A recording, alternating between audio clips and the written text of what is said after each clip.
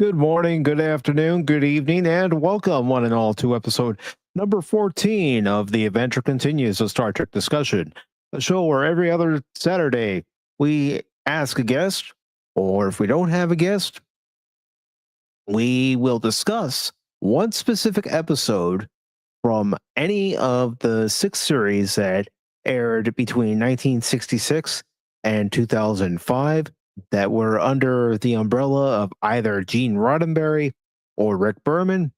And we will sit back, relax, talk, and discuss the episode as we're watching it, give any insights to the episode that we are aware of, and go through the episode and point out things that maybe we've never seen before. But tonight, I will be joined by the Nerporial Lifeform, who is an avid Star Trek fan. He has a well of knowledge when it comes to the franchise, and he has chosen an excellent episode from season 6 of Star Trek The Next Generation, which was a two-parter called Chain of Command.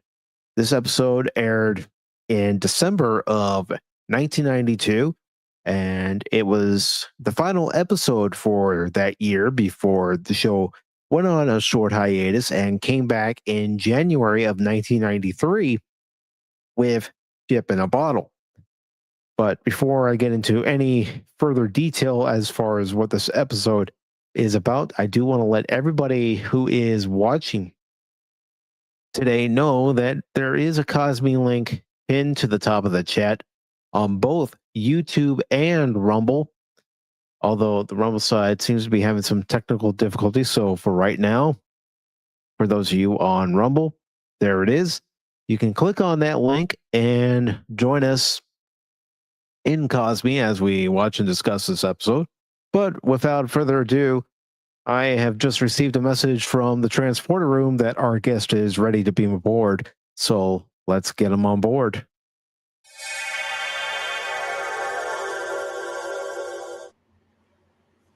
Welcome aboard.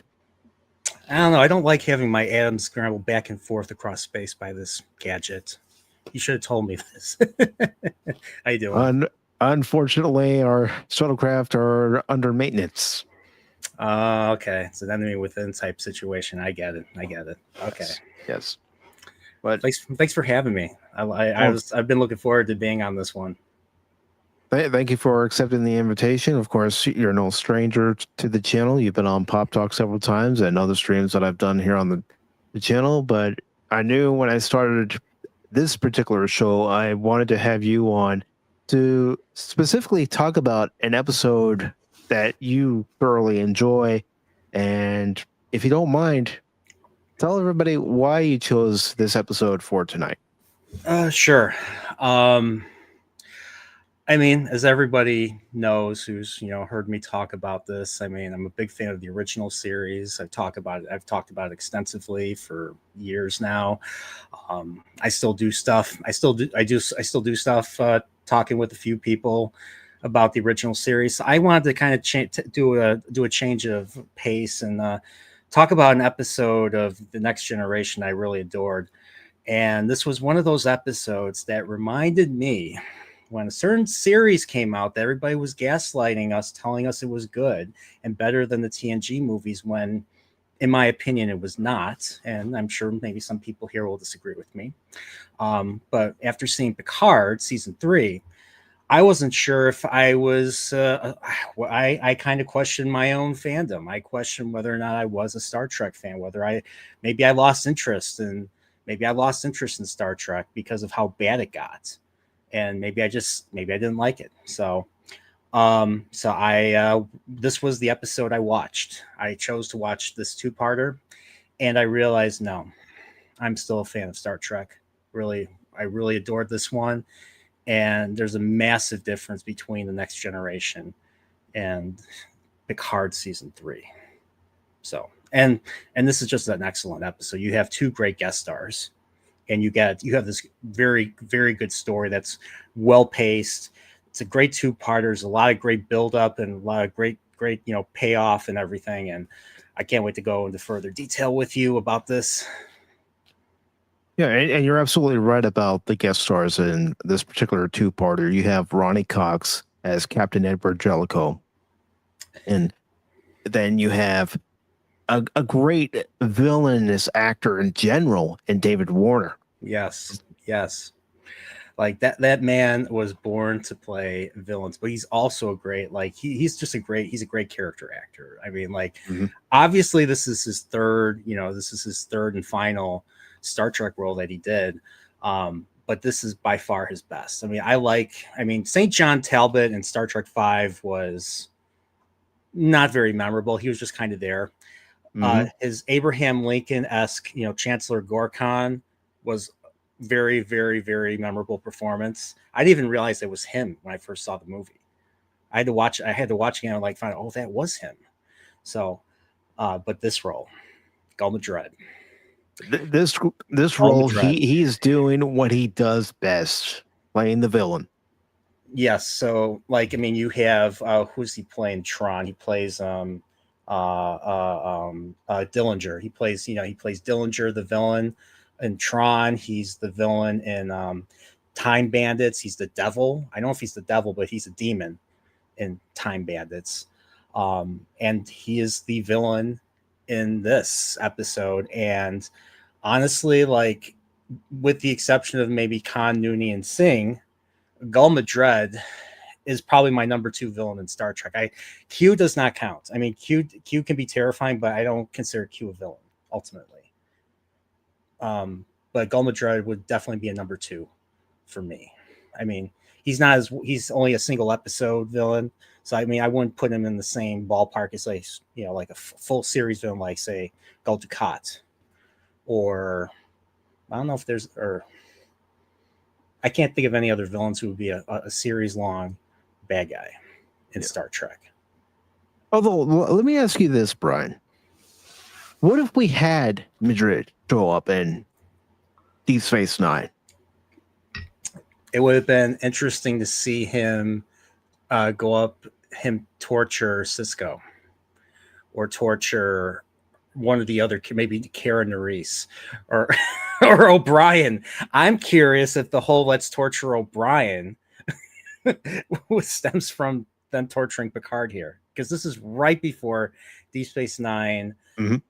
launched, and I don't think they started the let's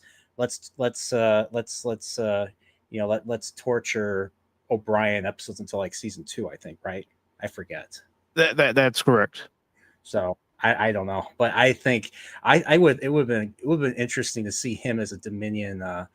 Like he wholeheartedly like approves of the Dominion, the way the Dominion do things, and the Dominion would give him like carte blanche to like torture, enemies of the Cardassian Dominion alliance, especially in Mhm. the later seasons. So that would have been, yeah, that would have been interesting to see. It's a shame that didn't happen, but I mean, I get that they don't want to repeat. They don't want to repeat the same beats, which is a problem with a lot of current entertainment. Like they bring characters back and they just repeat stuff and not really do anything new or interesting. So I don't know. Maybe they made the right call. I haven't really. I'm not sure myself now that I think about it. But I mean, as It a would have been fanboy, yeah, it would have been interesting if he showed up for 1 or 2 episodes in Deep Space Nine. yeah, doing what he does best at least. Yeah, So, or maybe it'd be interesting to see him and Ducat or Garrick. Garrick was a torturer too. Maybe he trained Garrick.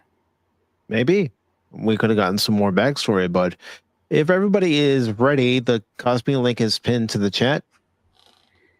If you enter Cosme, that's where we're going to be watching tonight's 2-part episode of Chain of Command. So let me just bring it up on my screen.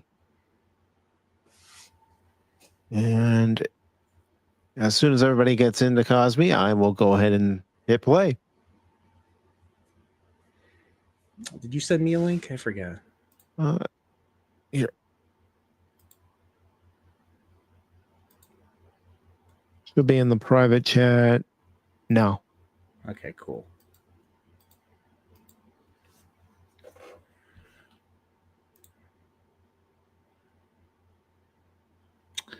Log in with email. But yeah, this is one of the most highly acclaimed episodes of Next Generation. Do I have to have an account to do this? It's not letting me just go in the room. Oh, that's because I have security features up so that actual people go in instead of bots going in and anybody trying to cause trouble. Okay. I'm going to have to go through this whole sign up thing then. Let's see.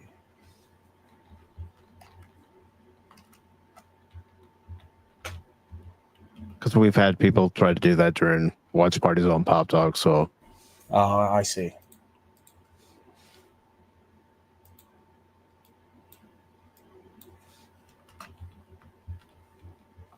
I wish I didn't have to do it, but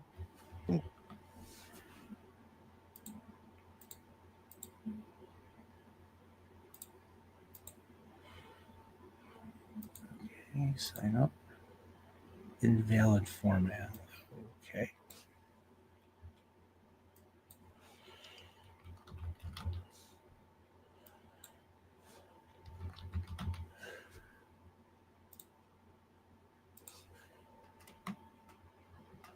Gmail.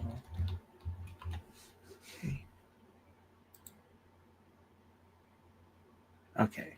here, just so you don't have to go through all that mess, I'm going to go ahead and disable it for tonight. So you should be able to hop in and. I think I'm in. I'm getting the dot. Yeah. Let me know when it stopped buffering. Then I'll hit play. So I see the chat. Yeah, I see the chat too. Do you see the black screen?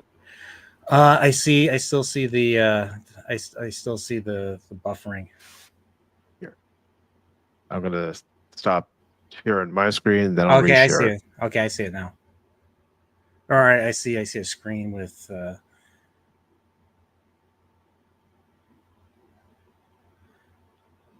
seals. Okay. Now everybody should be seeing a black screen. Yeah. All right. And I'm gonna go ahead and hit play. The captions are on. I see it.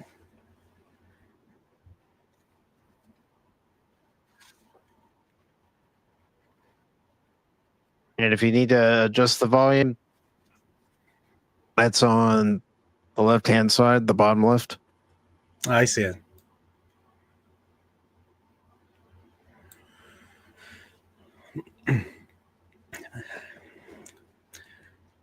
And of course, we have Admiral Nechayev here. What were your thoughts on Nechayev when they introduced her? I'm with. Can I say a colorful metaphor? Go ahead. I'm with the Red Letter Media when they call her Bitchev. But yeah, she seems to be like the Cardassian. She's like the Cardassian admiral, like deals with all the Cardassian problems or issues and all that. So like, I think she also appears in the Native American one that the Native American one that nobody likes. The Wesley Crusher episode, and that was that was Will Wheaton. I think that was the Will Wheaton episode. Him crashing out. Yep. She also what else did she appear in? She appeared in The Search for Deep Space Nine. Oh, that's right, she did. Did she appear in Preemptive Strike? You know what? Let me look. With the McKee and the Patrick Stewart as Captain Jean-Luc Picard. Yeah, this intro never gets old. Nope. I did skip this. I did skip this when I was watching it earlier. I know. My bad. Well, just so you know, anytime we're watching any particular episode from any of the series, I let the intros play. Yeah, Mike's a better man. And yes, he did appear in that episode. Oh, she did? Yes. All right. I think she appeared in. What else did she appear in? Did the Cardassians make any other appearances after this in TNG besides those two episodes? I don't think so. Yeah, I don't. Nothing's coming to mind. They withdrew from the Bajoran sector. Sounds familiar, right? Mm-hmm. Sounds like it's setting the stage for Yeah. a certain Deep Space Nine. Yep. A certain commander, Cisco. Yeah.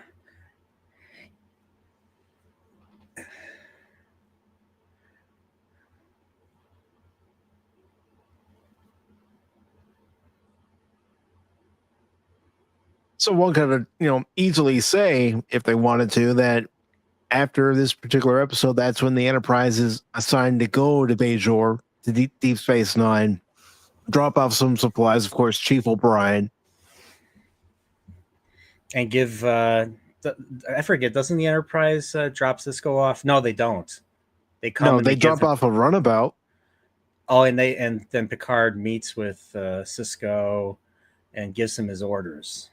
Mm-hmm. And Cisco's like, "We have met before in In battle." battle. That's awesome. At Wolf 359. That scene is so intense. We haven't even done Emissary yet on this show, and I would love to get a panel together to specifically watch and discuss that episode.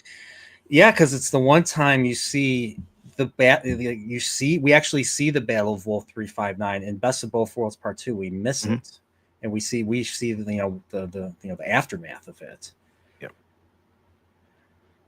Have you seen any of the fan made special effects?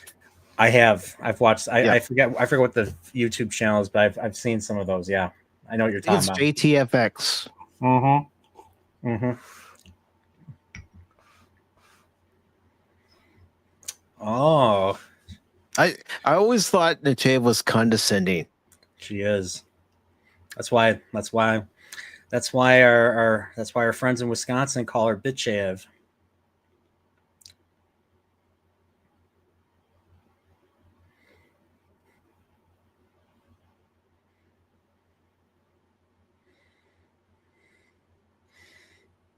That must have been a fun set to hang out in, to shoot in, especially with the low ceiling. Low ceiling and low lighting in some areas to really give that effect that they're inside an underground area. And yep.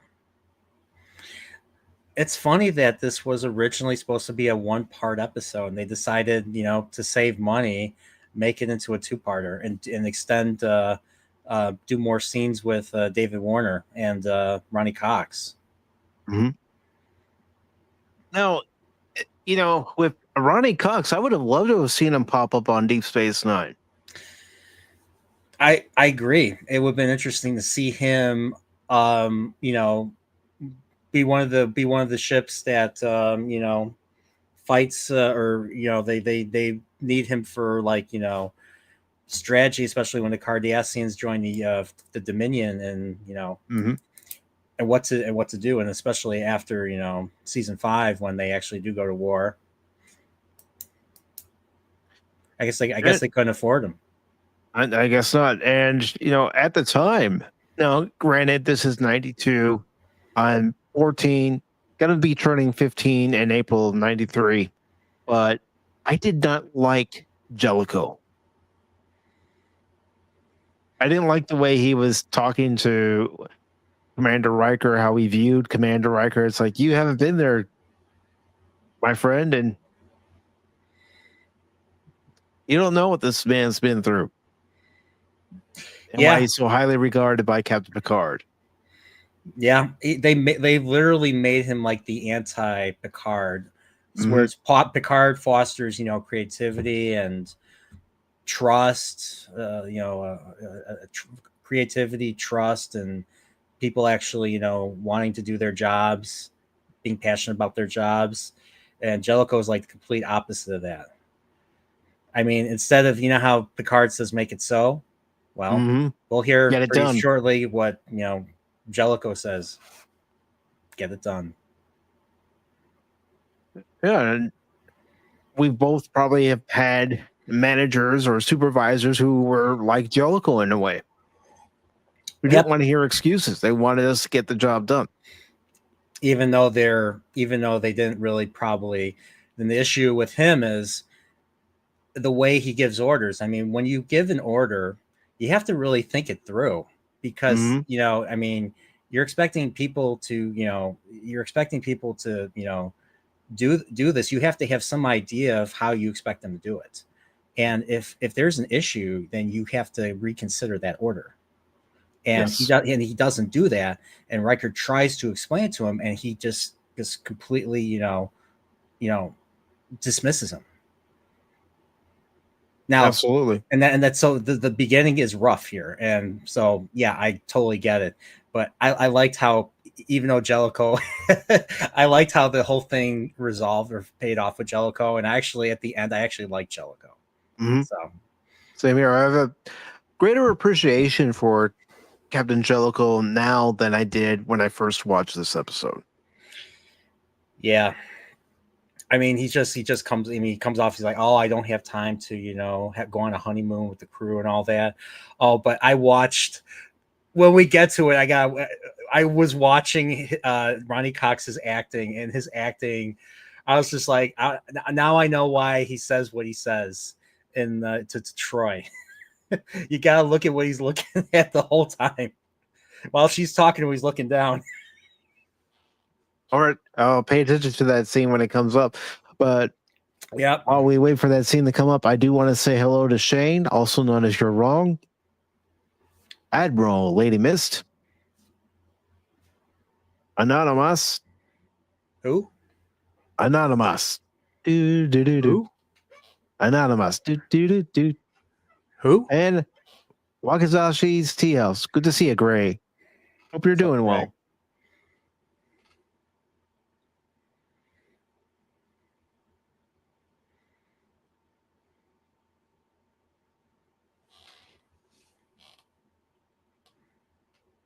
Uh-oh.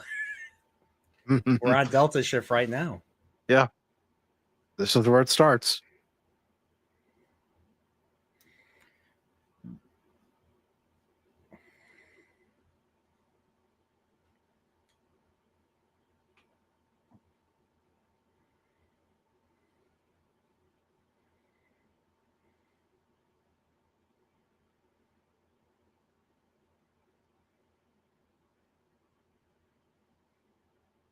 And Picard's looking like, well, it's not my ship now. I can't help you, Will. Yep.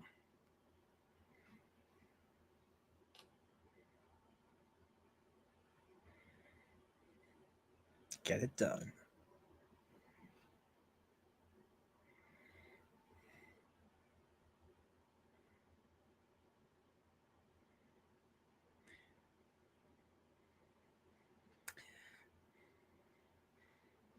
He's gonna send his robot after you if you don't obey. Mm-hmm. Will Riker made a mistake. Now it's time to erase that mistake. Yes, that's awesome. Yes.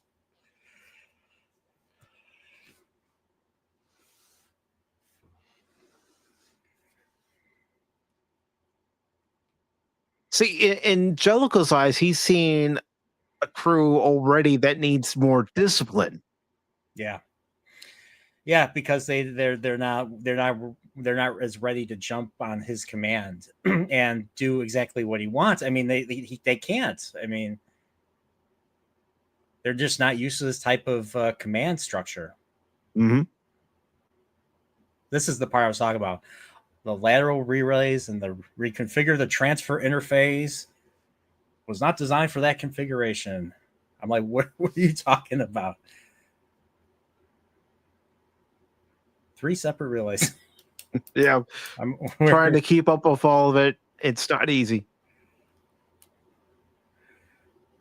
All this just to say, hey, we want to be ready with weapons. Mm-hmm. That's all I had to say, really.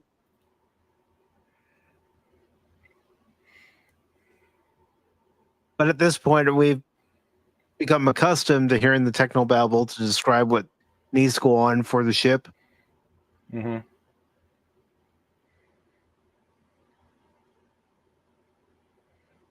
Get it done.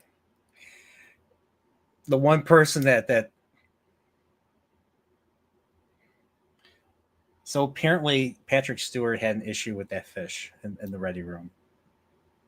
And this was kind of like a nod to that, apparently. Mm-hmm.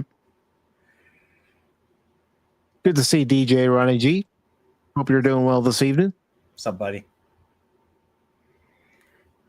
The warp coils. Oh no.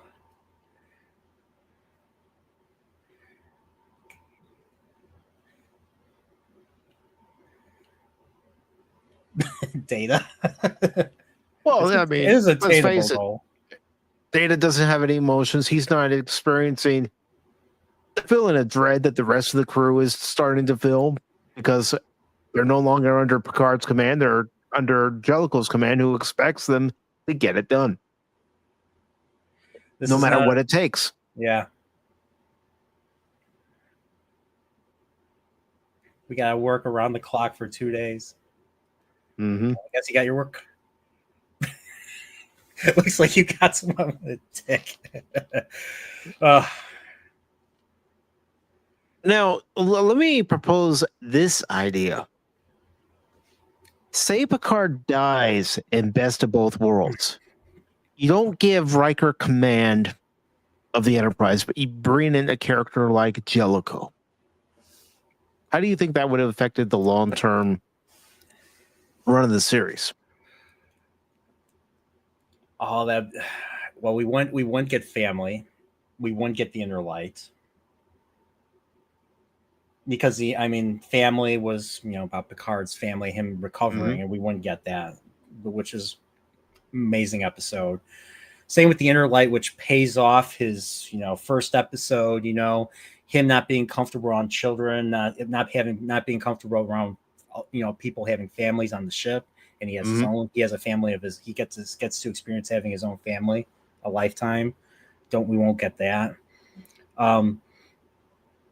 The Q dynamic would be totally different if they ever brought Q back. Maybe they wouldn't.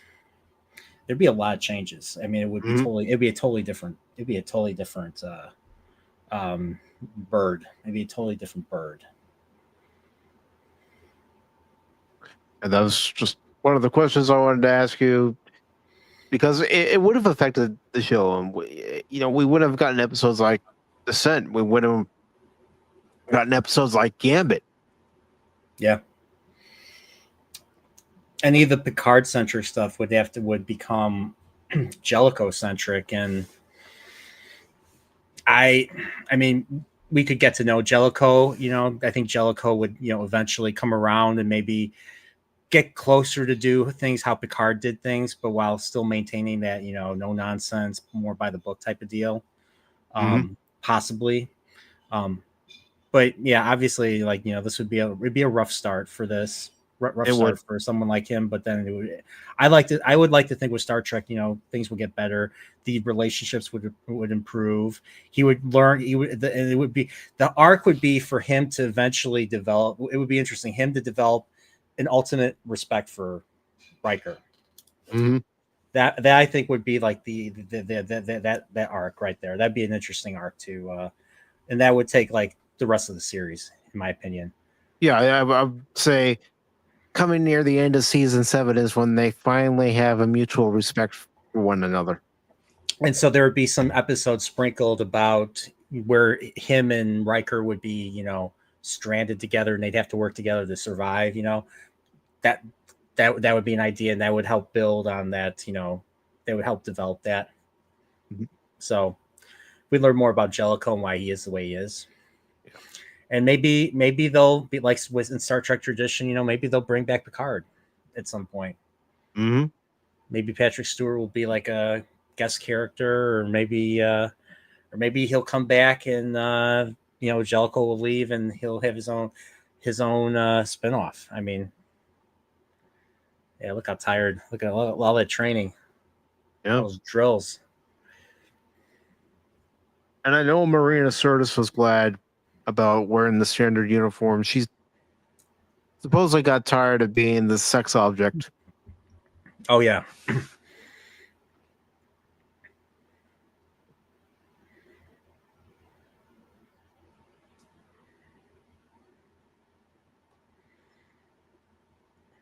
So much for talking to Picard. Riker's conflicted. Does he talk to Picard about the problems under his new commanding officer, or does he try to work with his new commanding officer?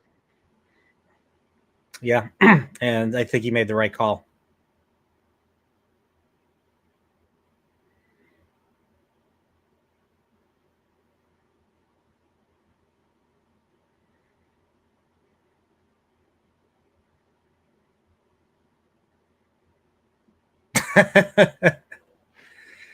Another disappointing. Just keeps disappointing him.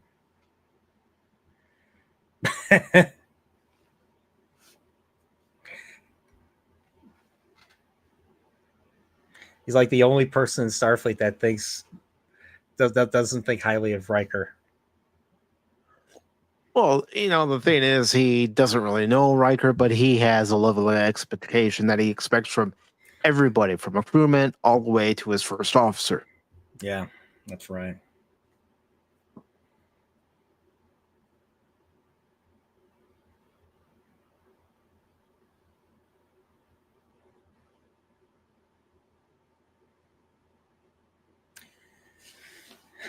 So yeah, they're preparing for the worst here. So they're under the assumption that that Jellicoe is going to be the captain for a long time of the Enterprise. So who's in command of the Cairo now? I guess the first officer. I heard that ship gets destroyed. I believe it got destroyed. I can't remember if it was during the Klingon War or Dominion War. But I think Jellicoe survived, I think. They brought his character back in New Trek. I don't know if you knew that. Yeah, in Prodigy, Yeah, they have him as Admiral Jellicoe. Excuse me. But it was also part of Peter David's books, New Frontier. Oh, really? Yes. I have to read those. I honestly I've said this before, but I honestly thought the 5th Star Trek series after Voyager would have been New Frontier. It would have been nice. Because I remember seeing, I remember being a kid, going to a Walden book, seeing all the Star Trek books, and New Frontier was like this one series. I'm like, what is this? It's not a TV series. Maybe it will be a TV series. Yeah, because I think, and this is just talking in hindsight, I think doing a prequel series like Enterprise was a big mistake, especially since Star Trek is always about moving forward. Yeah, I wasn't the biggest fan of the idea of there being a prequel to the original series. I mean, I'll be honest. And that kind of, and then I hated the theme song. And then they didn't even call it Star Trek Enterprise. They just called it Enterprise. And I mean, I was kind of surprised. I mean, the continuity in that series, I mean, is not the best, but it's compared to what we currently get in entertainment, it's like miles better. And I'll be honest, at least season four at least tried really hard to maintain the continuity with the original series by even our characters never seeing the Romulans. Yeah, and you've got to give a lot of credit to Manning Kodo for that. Yeah. Yep, he was a big fan. And I was kind of expecting that level of fandom with Terry Matalas. So when I was hearing, a whole bunch of people saying Picard 3 was, great. Not just Meyer Burnett, but like, Dave Cullen. Dave Cullen was the one that really got me excited because I've watched his Voyager and his Deep Space Nine and his TNG episode reviews, and he's a big fan. So I thought we were onto something here, and I'm watching this. And I'm like, even Gary from Neurotic enjoyed season 3 of Picard. Yeah, so. And then after that final episode of Picard aired, you had me on, and I still apologize for my rant I went on to this day. But the series ticked me off. Ticked all of us off.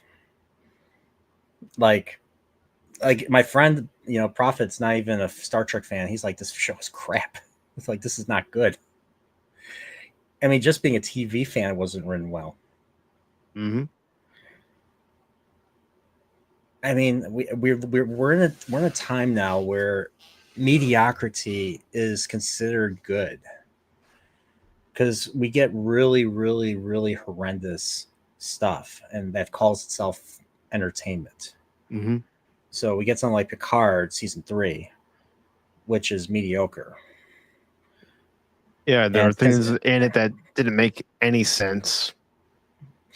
yeah, and I mean there were things that did, you know, tug the heartstrings, like seeing Ro again and seeing Data, you know, or Brent Spiner's Data, I guess. But that was it.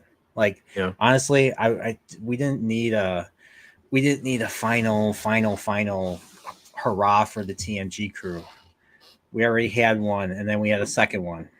Mm-hmm. I mean, what they should have done was do something that was TNG centric. You know, include the Cardassians, include the Ferengi. Don't include the Borg. We're sick of the Borg, and especially the Borg Queen. The Borg Queen was a movie thing.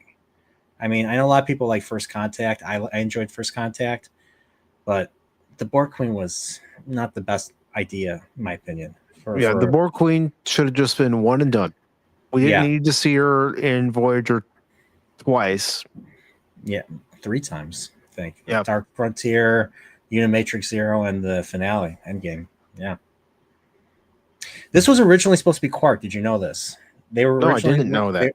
They were going to have Damon Solak. They were going to have Quark in this, but they never introduced Quark, and they didn't want to confuse people with Deep Space Nine before the show started. So they renamed. It's the same, all the same dialogue. They just renamed him to Damon Solak. They originally called him Damon Selak, but there was already a character named Selak.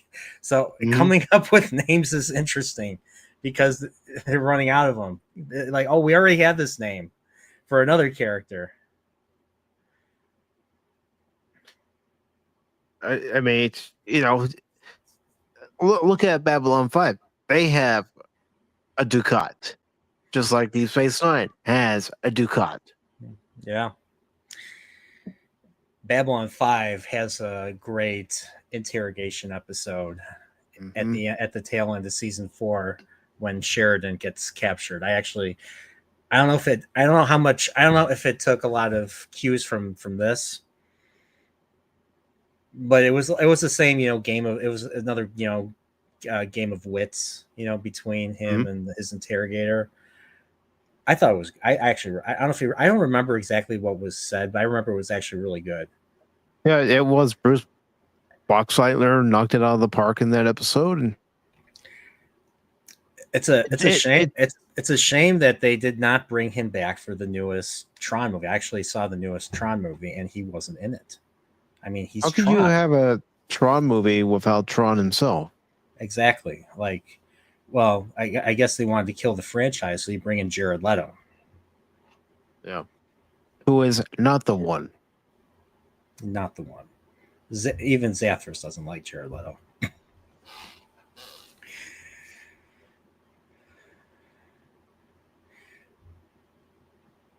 This episode's one of how many times has Beverly been in trouble with getting hit on the head or getting dumped rocks on? I've lost count. Same thing happens to Picard quite a bit too. Final mission, it happened to him. I'm trying to remember, when did it happen to Crusher?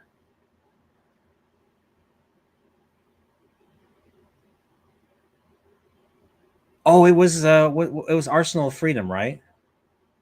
Or no? Yeah. Yeah, it was Picard stays with her, and I think something similar happens in Star Trek Insurrection too.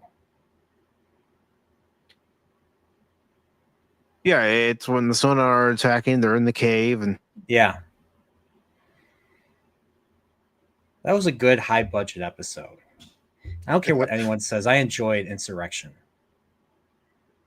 It's not bad. I mean, well, let's face it; it's still better than what we get now. And Yes, it was a glorified TNG episode, but it was still nice to have it.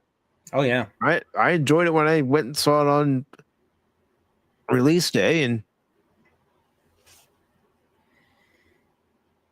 Yeah, that was like, I think when that came out, I was at the height of my Star Trek fandom. Like, I was watching Voyager religiously. I was in 8th grade in 98, late 98. Mhm. So season 5 was on. That movie came out. Um I think the Star Trek the magazine came out around that time too, Yep. or did it come out later? And no, it came out around that time. Because around that time too, Deep Space Nine was in its final season. Yeah. Well, yeah, I did manage to catch a few Deep Space Nine episodes. So I did watch like what's funny is I didn't watch the entire series, but I watched like the finale. Had no idea Mhm. what was going on, but I watched the finale. I watched the siege of I forget what the I always get the last part wrong, but if AR you have 88 or something. AR-57, AR-57, the one with what's his name, Bill Bill Mummy, Mummy, Bill Mummy from yeah, Lost in Space, Babylon 5, and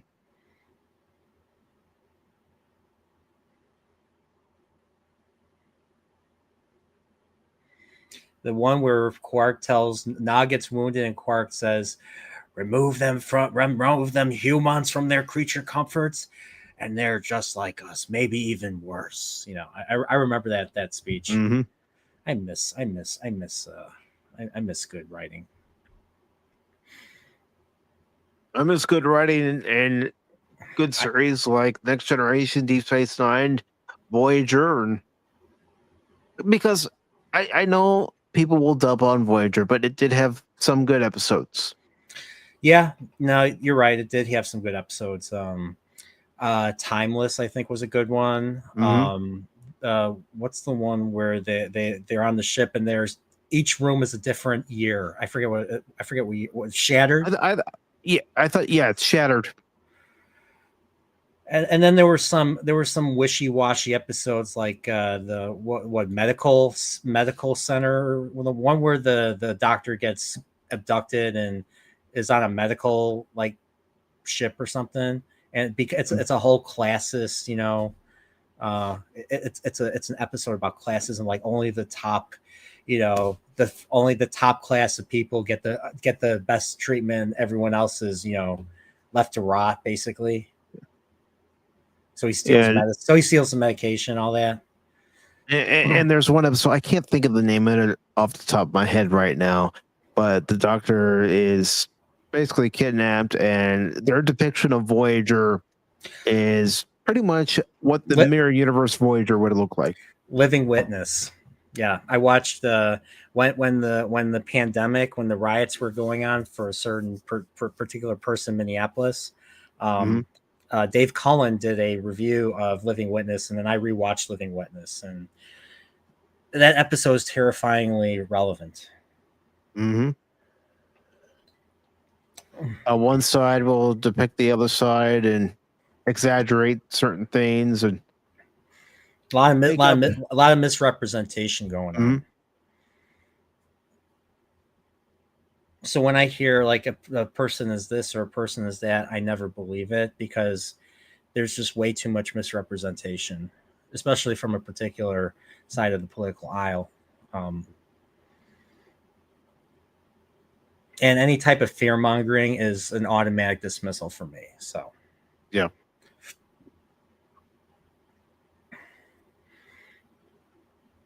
Now, if someone I trust, fear mongers, then I will, I will consider it. But if it's someone that acts in bad faith all the time and just repeats stuff that other people say instead of doing their own research, that's grounds for dismissal for me. Understandable. You want them to be able to think for themselves and critical thinking. Yeah, and like Troy just said, Jellicoe puts on a good face, a good front, to the point where Riker thought, oh, he's very sure of himself, and Troy's like, well, no, he's not. So when he's giving orders, he's not, like I said, that's part of the reason why I said, he probably doesn't think when he gives certain orders, he doesn't think it through all the way. Which is something So any there's commanding a slight, officer needs to do before they issue an order. What are the ramifications of this order? And he doesn't do that. So that's close to incompetence in a way. Mm-hmm.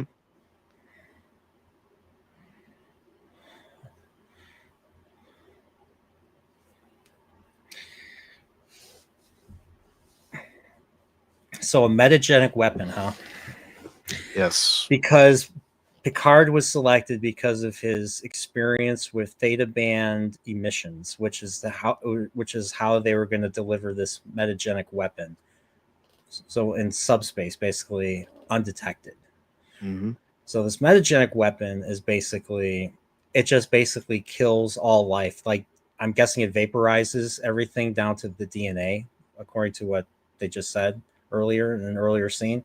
So they're like, okay, this is like outlawed by, like, I forget what their version of was it Seldanis Convention? It's like their version of the Geneva Convention, like, I think.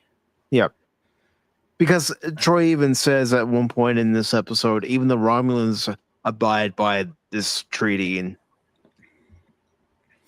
I like the fact that they bring up, I mean, these are obviously, there's obviously very allegorical, but I like how they try to kind of do their own little world building through obvious allegory from our world to do it. The Gulma mech is in the observation lounge. Okay, I'll be in my ready room. Jerk. Yeah, make him wait. Make him sweat.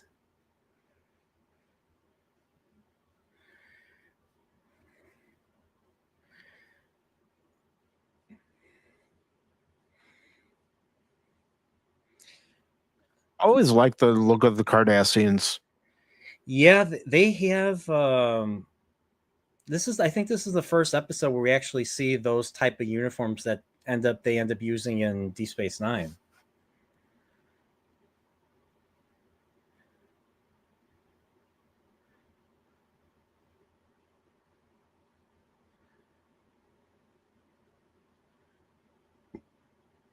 I like how he's just getting emotionally aggressive.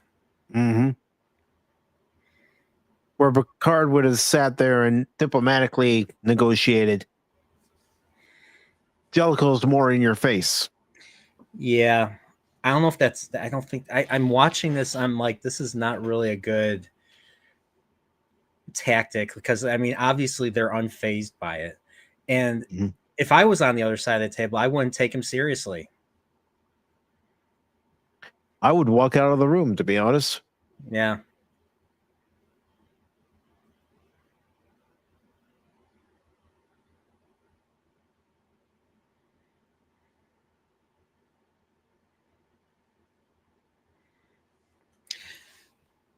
I like how they get all these like really thin, really defined jawlined, strong jawlined actors to play Cardassians, with the exception of the Nabran Tain. That's true. But I guess when you're an old Cardassian who is used to just running the Obsidian Order, and have everybody else do the work for you. Yeah, pretty much. I mean, all you have to do is read reports and know everything. So that doesn't require a whole lot of movement on your part. So, but even then, Tain was terrifying, especially when we first meet him in the Wire. Not the series that takes place in Baltimore, not the HBO series. We're talking about the Deep Space Nine season 2 episode. Yep, that's where we first meet him. Then we see him again in season 3. Yep, and that's my favorite two-parter. That's my favorite episode in that season. Well, Search is up there too. But yeah, the two-parter, Improbable Cause, and the Die Is Cast. Wow. Just like, once again, it builds up the Dominion. Like, they're already like 3 steps. They're already 2-3 steps ahead of the Obsidian Order of all things. If they're ahead of them in terms of intelligence, up. Okay, Beverly. Poor Beverly. All right, Worf, dig her out. And of course, the last time we see Anabran Tain is in season 5 of Deep Space Nine. Yeah, was it In Purgatory's Shadow and By Inferno's Light, another 2-parter? Yeah, the one that takes place at the detention, the Jem'Hadar detention camp. Yep. And Bashir is a fake. Bashir is an imposter. We find out Bashir's been in that detention center for a while. Yeah, which explains why he was still wearing the original Deep Space Nine uniforms instead of the Next Generation film uniform. Yeah, it makes you wonder. How long he was there. Mm-hmm. All right, we're at the lab. We're at the secret metagenic lab.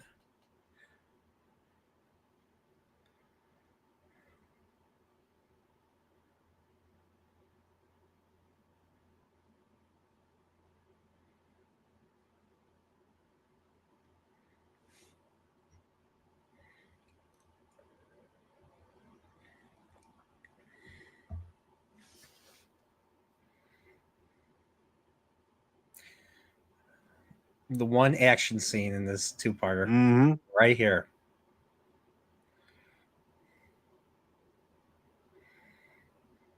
There's no lab.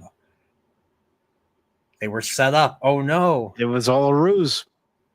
It was a lure.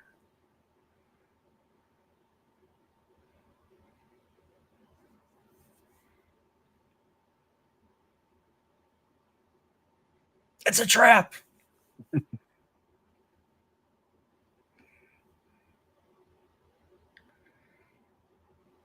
So the Cardassians have purple phaser beams. Purple, kind of goldish phaser beams. That's what we get used to seeing on Deep Space Nine, especially. Yeah, I always thought the Cardassians had like like a golden orange beam. Maybe it's that they're ship phasers. Come on, Picard, what are you doing? Poor.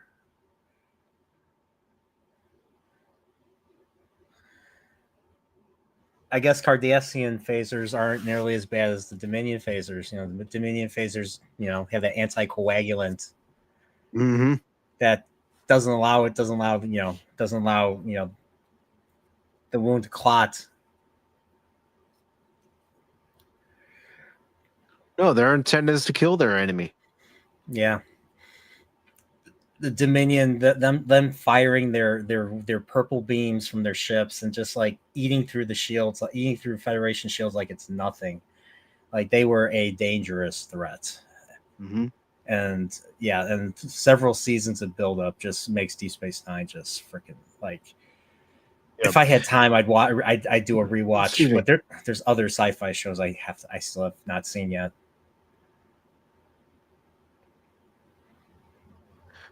And of course, let's not forget when the Breen entered the Dominion War. And that's the first time we actually see well, actually, that's not the first time we see, but I think the first time we see the Breen is season 4? Yeah, season 4 where Picard's held captive, and that's the episode I'm thinking of. Yeah, don't they rescue Ducat's daughter from the Breen or something? Yeah, Ziel. Yeah, that's what I thought.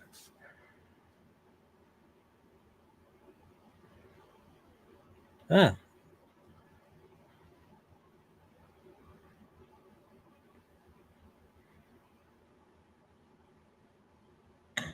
Our friends.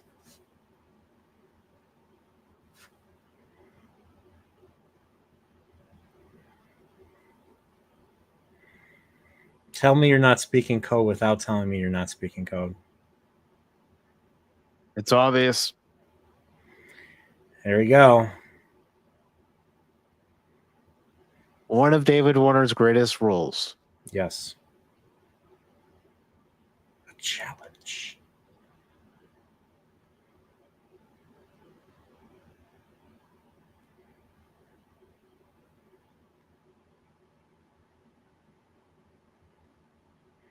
I like I like what they do with the camera when he's walking around Picard.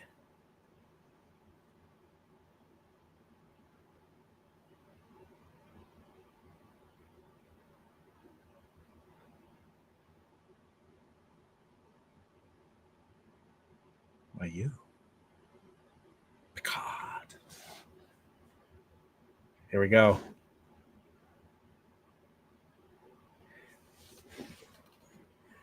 Rotate the camera. This is always a good scene right here Yes. because of the rotating camera. Yes.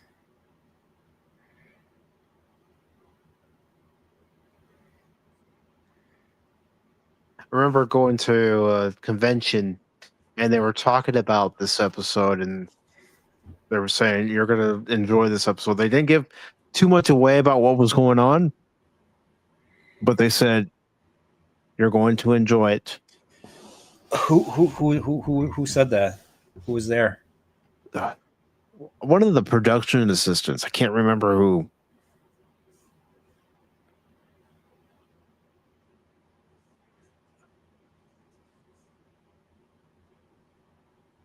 You will die. Here we go. The to be continued here. Yep. Bum bum bum.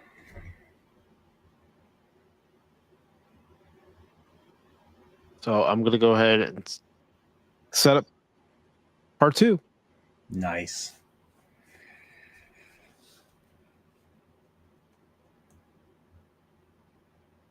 Like I said, I originally wanted to do this with the Blu-ray movie, but unfortunately the transfer wasn't up to my expectations. So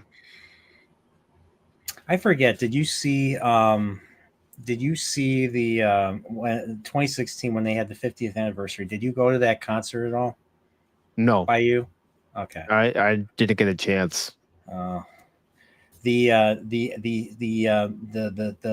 The intermission ends with the and the best of both worlds. It was so awesome to end the first half of it like that. It was just I was going wild. So yeah. And it's a shame that they got rid of Ron Jones for composing music for episodes in the future. When did they get rid of him? I mean, he was in season 1, right? Or was he season 2? He was in season 1 all the way up to season 4. Okay. And then I believe, I could be wrong, so I'll look it up. I believe they got rid of him before season 5. But let me double check. So I know did he do all the music, or did he like kind of do some of the music, and then Dennis McCarthy did some of the other other episodes? He did some of the music for episodes. Dennis McCarthy did some, and then a few others. So I know Ron Jones. I mean, the only other thing I know Ron Jones worked on was he did some of the music for DuckTales. Mm-hmm. The only DuckTales, the good DuckTales. Yeah, the original 87 series. Yeah. And then he did start doing music for Family Guy, and when, Lois is thought to be killed, mm-hmm. and then she shows up in the courtroom, he uses that ending theme from part 1 of Best of Both Worlds. Really? Yes. Interesting. And I'm looking it up here. He stopped doing the music for Star Trek The Next Generation in the 4th season. Okay. So the 4th season was his last. Okay. Which is a shame, because I thought he wrote good music. But it wasn't the style that Rick Berman and company wanted. Interesting. So hopefully everybody is seeing the text come on the screen over in Cosme. If you are, I will go ahead and hit play. I see it. All right.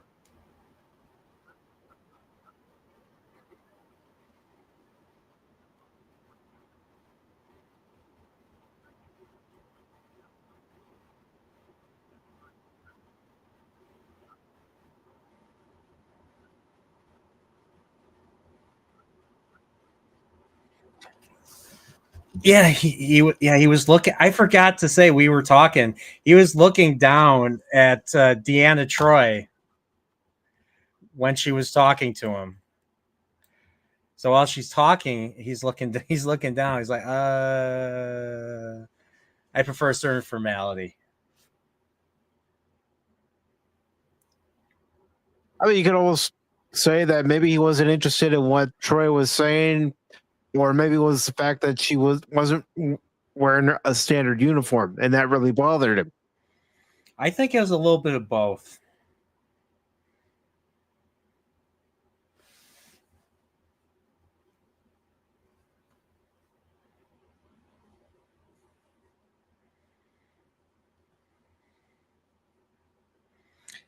Yeah, they had to do. The writers had to do research on interrogation and torture methods, and here they're starting with drugging him. Mm-hmm.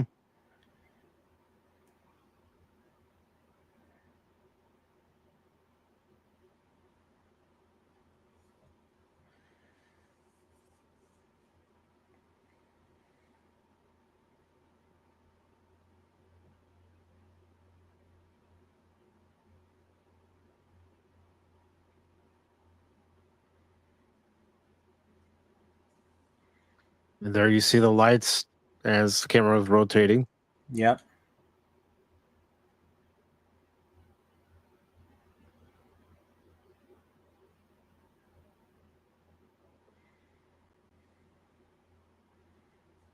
Minos Corva sounds Greek.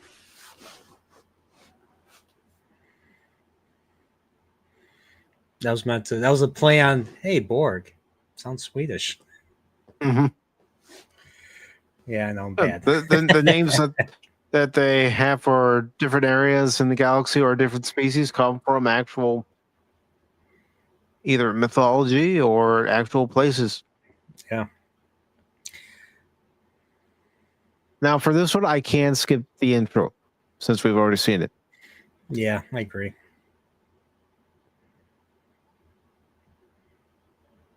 Let me just.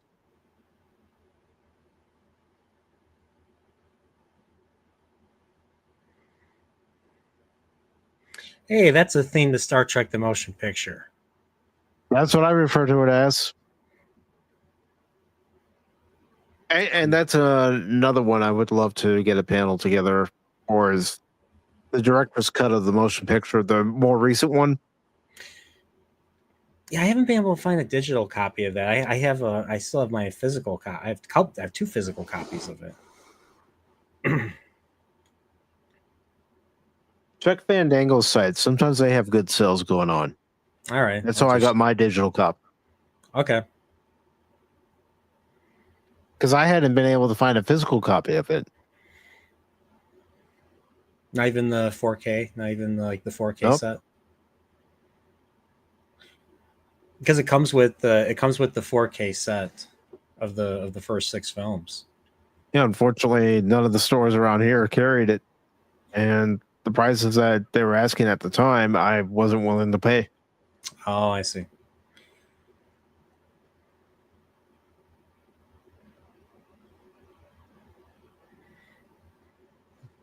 Damn Cardis. Damn Cardassians. Spoonheads.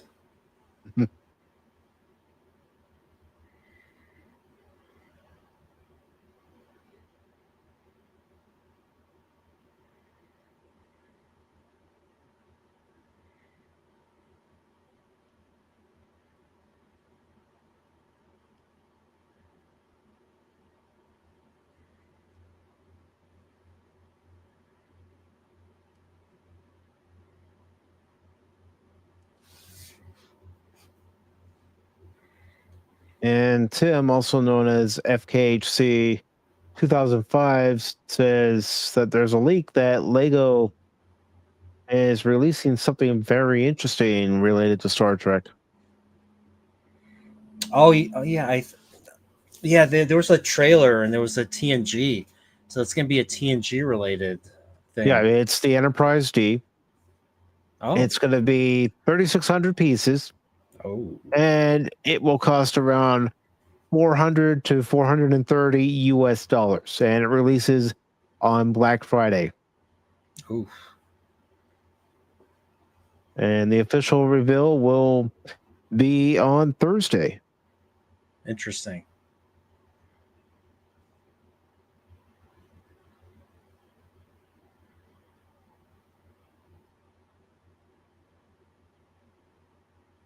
Card's looking too damn good right now.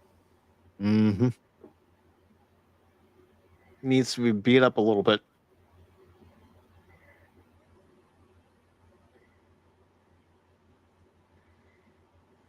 Kind of dig into his interests here. He did his research.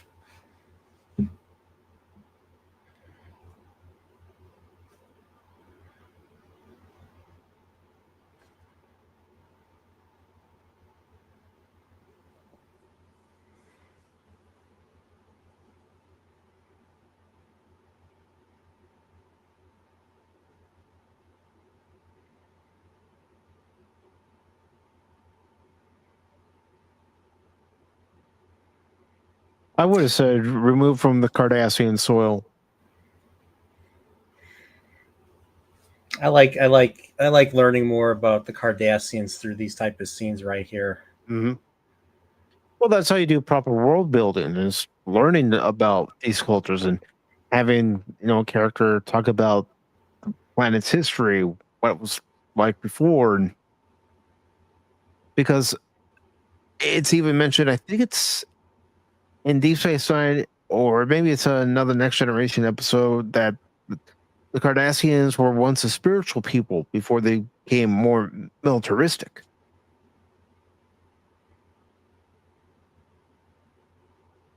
Yeah, I think it was Deep Space Nine that brings it up.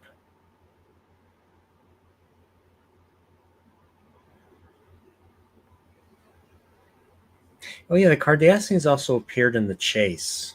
I forgot about that one. Mm-hmm. With where they're seeking out, the origins of, the humanoid, template. Yeah, where the So Cardassians can't believe they're in any way, shape, or form related to the Klingons. Yeah. And Salome Gems is in that episode. Yep. Yeah, she plays the hologram of the what do they call the old ones, Mm-hmm. the originators or something.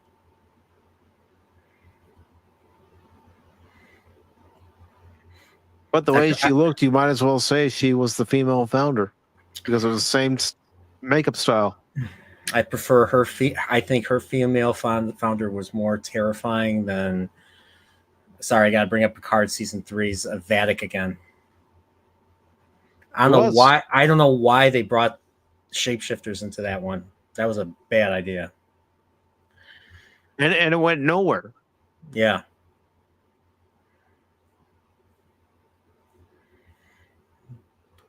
Prisoners. Yep. Oh yeah, he takes out that art. That's an artifact. Mm-hmm. This was a terrifying question. Are you in good health? You're like, uh-oh. They're gonna put him through real shit right here. Mm-hmm. Especially when he's holding that knife with the serrated edge, and yes, like some torture. Like if you have a weak heart, the person's gonna die of a heart attack.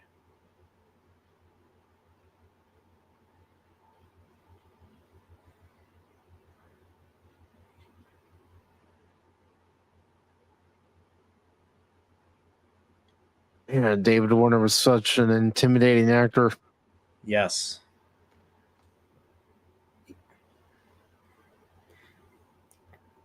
Strip him of his humanity. His humanity, his identity, his individuality. Do that long enough, the person starts to believe it, and that's basically what this is. And we haven't even gone to the to the nod to 1984 yet, which we see right up above his seat. Mm-hmm.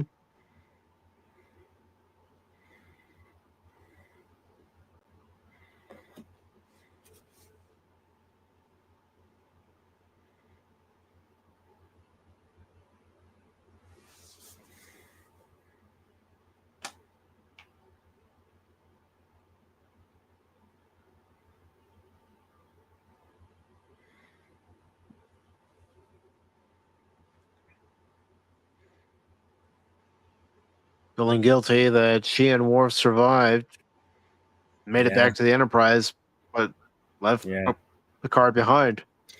Yeah.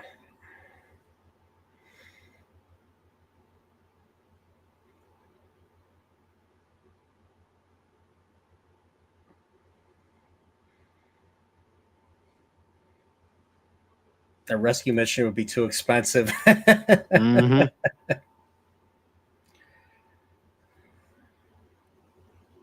Too risky, especially with tensions between the Federation and Cardassia on the rise, too.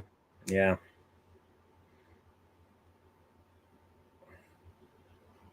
Yeah, and good luck getting in. Especially, I know they didn't establish the Obsidian Order yet, but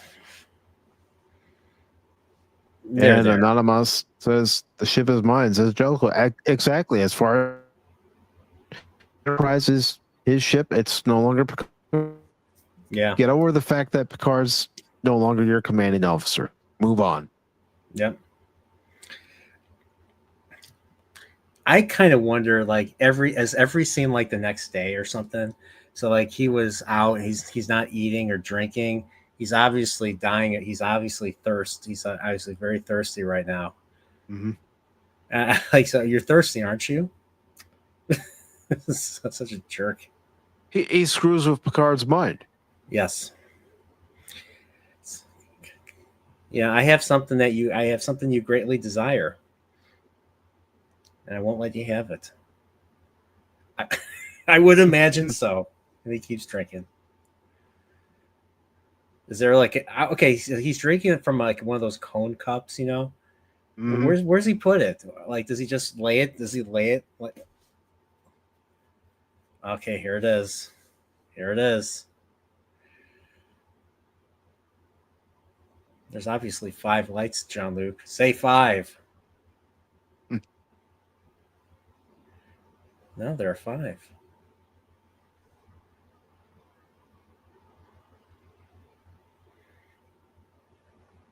Oh yeah, that incision looks like a real scab too.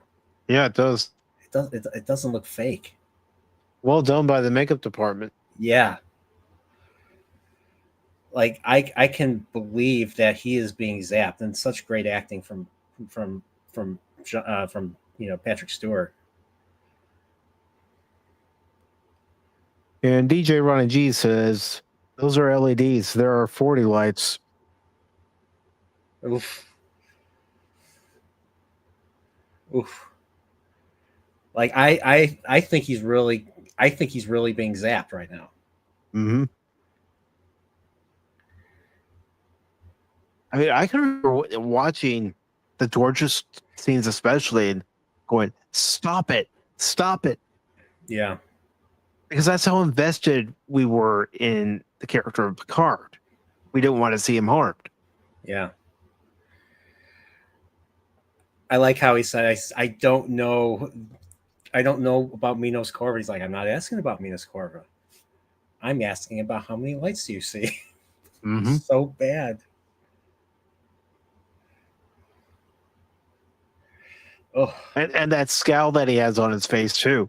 Yeah.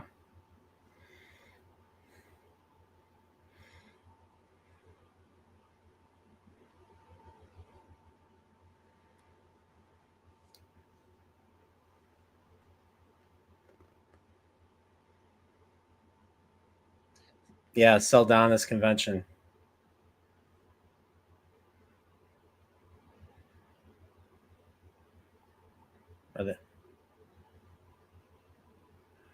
And this is where him and Riker have their falling out. Mm-hmm. I mean, look at Riker's face too. Yeah, I mean, someone you truly respect, and someone you have a good relationship. You don't want to see them suffer. And no. I mean, you want to do whatever you can to rescue them, and that's what Riker wants to do. Yeah, and right now, because there's no declaration of war, there's no, they're being, Picard's being disavowed, like Mission Impossible style. They're just torturing him, treat him, like you said, treat him like a terrorist. Mm-hmm. And Jellicoe's okay with, by just keeping this going. And Riker's like, no. He's okay with losing a man if it means preventing a war. Yeah.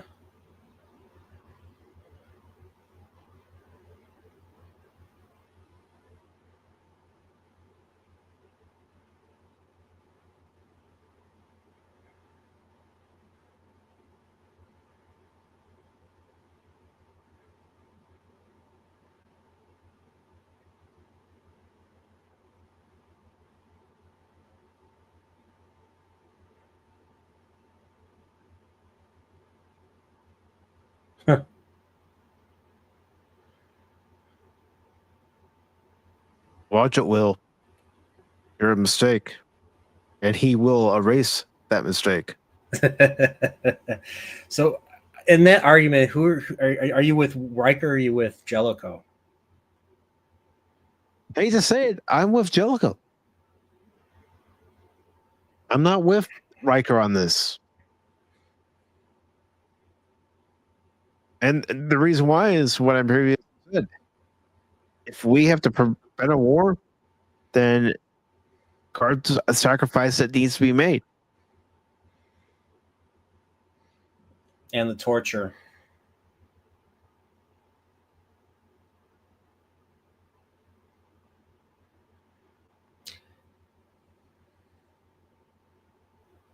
And of course, this is, I believe, the second time we see Data wearing a red command uniform, the first being Future Imperfect.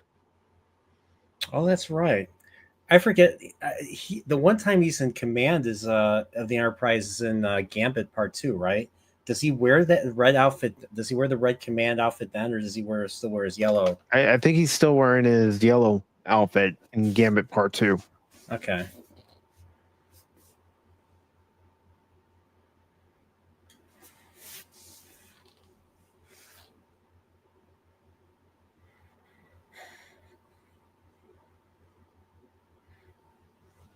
This is good good direction right here.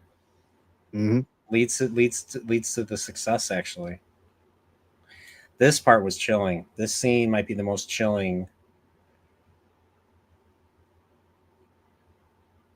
Well, maybe not the most chilling, but it's up there with the child. Mm-hmm. Yeah, it's what Madrid says.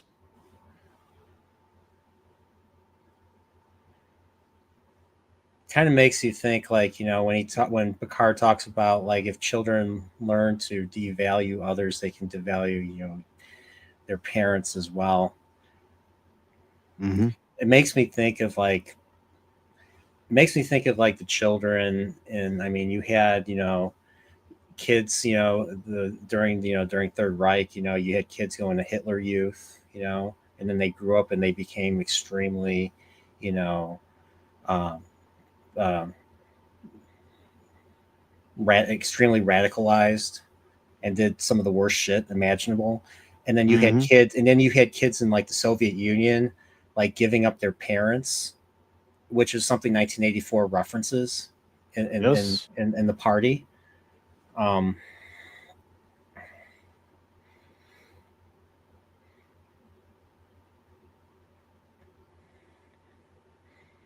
and I'm sure. I mean, kids, and especially kids growing up in Gaza and all that, same thing.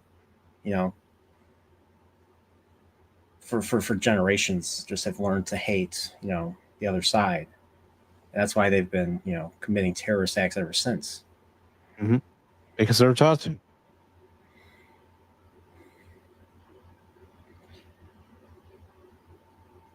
This one gets Madrid really pissed off.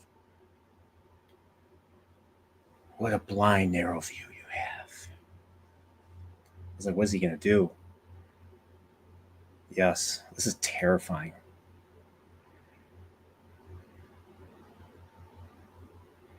Especially David Warner's approach to it.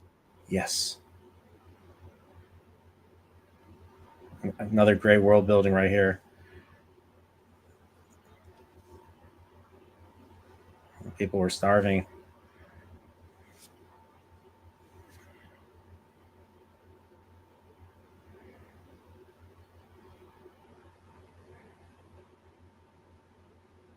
Bajor. Mm-hmm.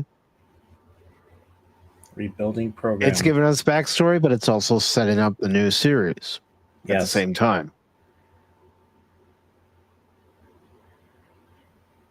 Yeah, the Cardassians are really this episode really. Oh, this part. Her belly will be full, but her spirit will be empty. He gets the backhand. He got under his skin. Mm-hmm. Oh, but then when you talk about someone's child, you're gonna of course, any parent's you're gonna get you're gonna get the backhand from a parent. And what lights?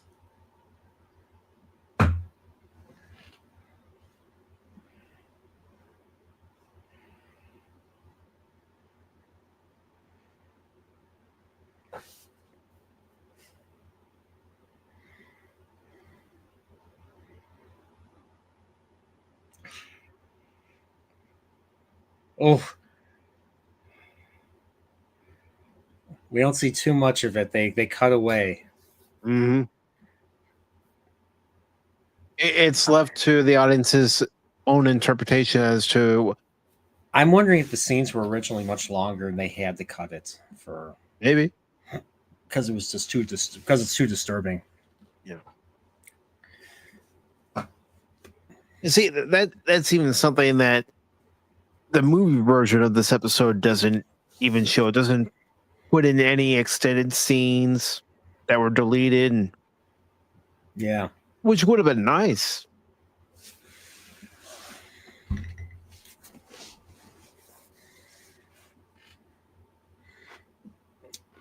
They figured out Minos Corva. Mm-hmm.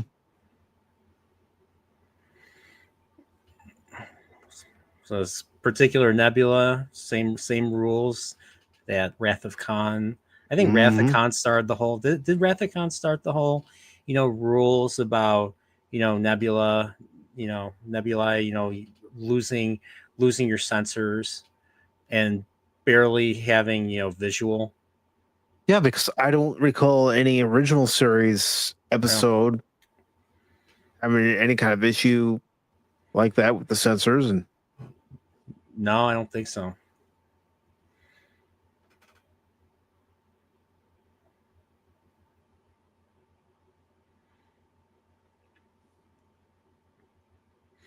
Oh yeah, he's singing.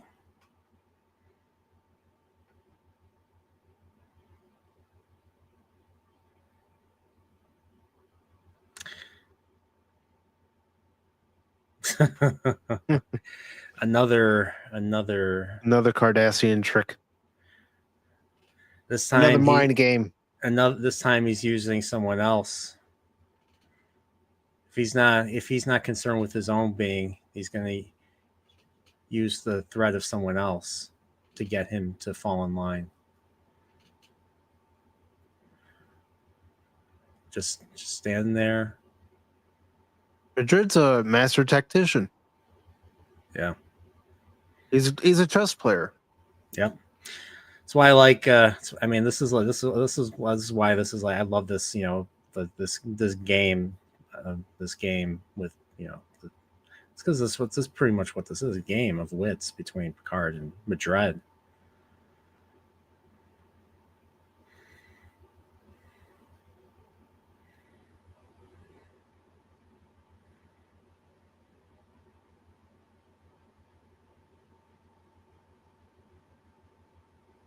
Threatening Beverly of all people. Mm-hmm. I wonder if that was also by design, including her in the. Well, we already know at this point that Picard and Beverly have feelings for one another. Yeah, I mean, I know they lured Picard there, obviously, but I wonder if she was. I wonder if they were counting on her coming with as well.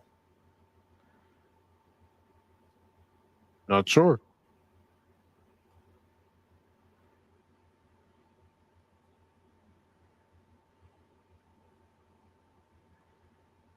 So he stays with him.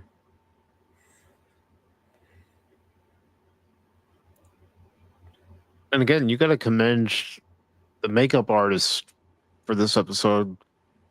It's making Patrick Stewart look disheveled and Yes. Like he looks like he's I swear he's sleep deprived, and I swear he's being tortured.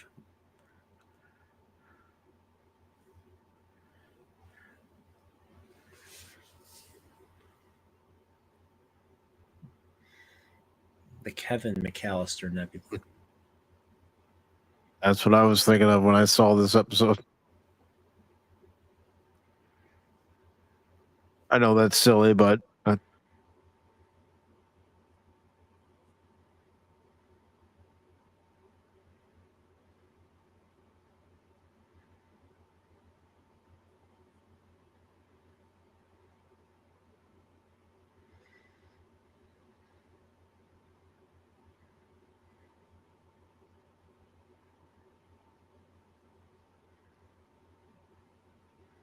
Antimatter Minds. mm-hmm.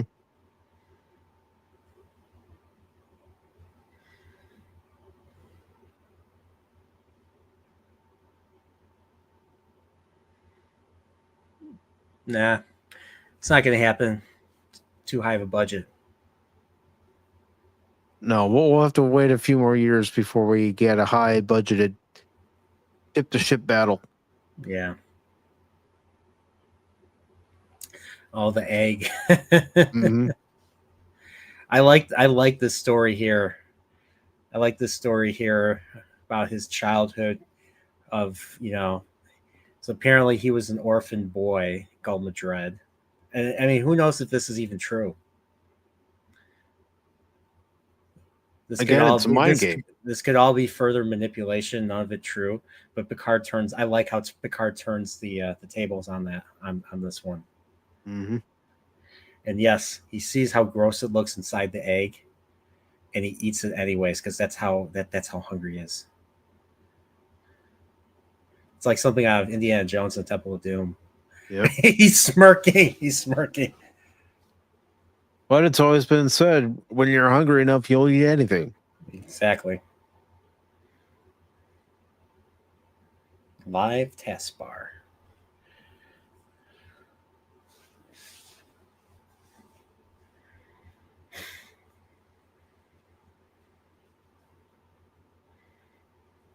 For some reason, when he's talking about this, I imagine, what country I imagine here when he says that.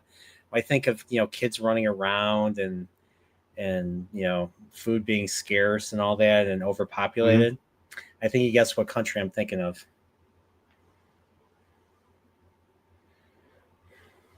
I would say the same country that Temple of Doom takes place in. Yeah. India. Yep.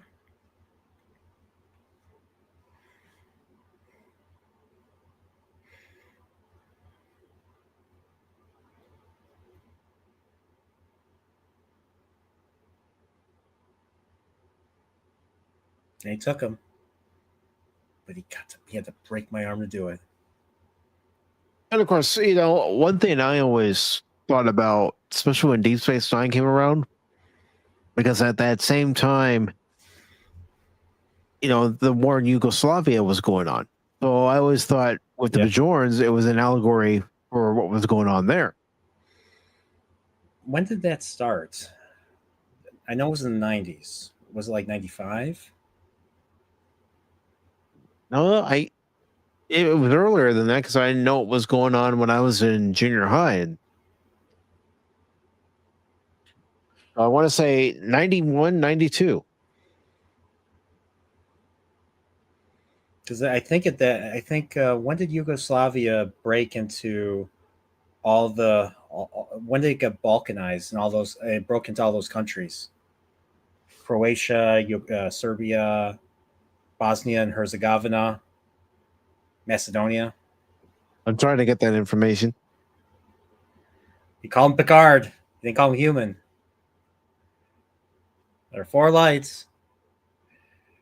Okay, as far as the war is concerned, it lasted 10 years, 1991 to 2001. Okay. Yeah. Yeah, I remember hearing about, Kosovo. I remember hearing we all knew who Milosevic was Mm-hmm. because of the news. I saw a movie that showed what happened there, and it was messed up. Like I need to really educate myself on that conflict. But I think it was because of, I think it was Orthodox versus Islamic migrants Mm-hmm. It was. or something. So yeah, I've heard there's like minefields all around from the war that are still haven't been Yeah, I picked was up gonna yet. say they're still finding things from that war on the ground to this day. Probably not the ideal place to hike. I would say don't do it. Yeah.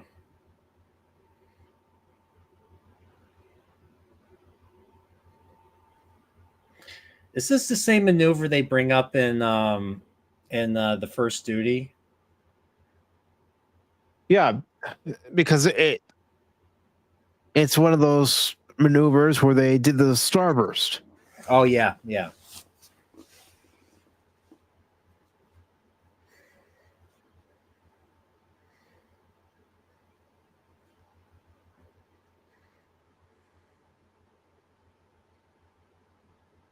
Yeah, Commander Riker.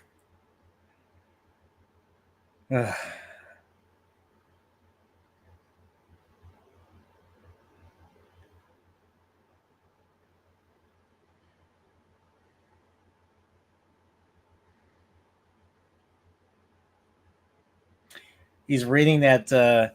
He's reading that Shakespeare book. Mm-hmm. We saw him remove the Shakespeare book from the ready room earlier. I think he gave it to Picard, um, just to show, hey, this Jellicoe guy is not quite is not going to be the intellectual captain that Picard is. And the countries that were involved in the Yugoslavian war were the following: just Slovenia, Croatia, Bosnia, Herzegovina, uh, Macedonia, Serbia, and North Macedonia.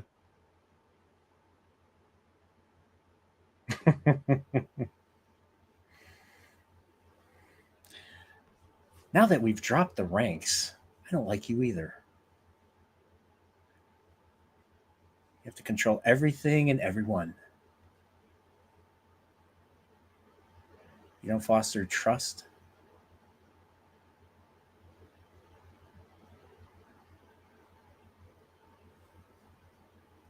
There's no joy.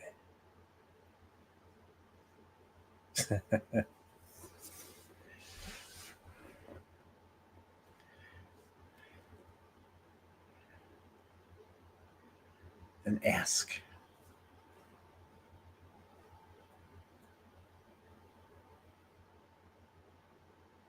There were times that Jonathan Frakes showed what a brilliant actor he was. Yeah.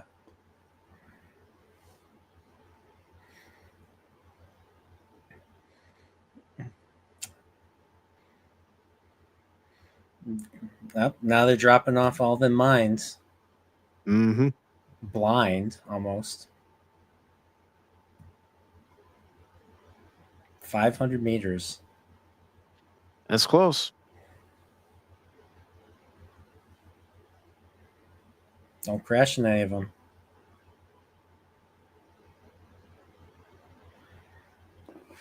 No, I don't. No, you don't want to know how close that was. Antimatter mines. Just a single scene. They're right back. Mm-hmm.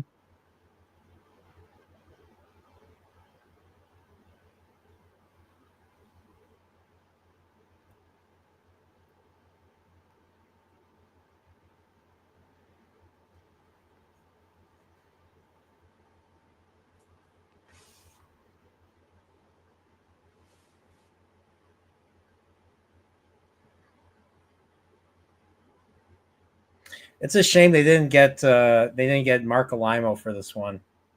Yeah, it would have been great. Yeah. Especially as a way to set up an introduction to Gold Dukat. Or maybe bring back Gul Macet. Mm-hmm.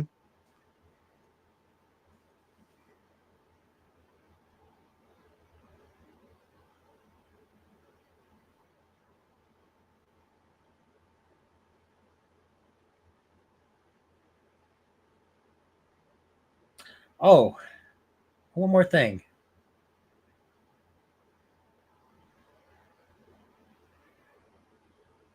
Victim returned immediately.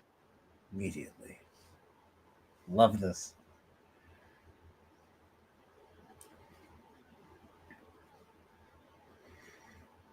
Tries to smash the thing. Yeah. And Madrid says he has plenty more.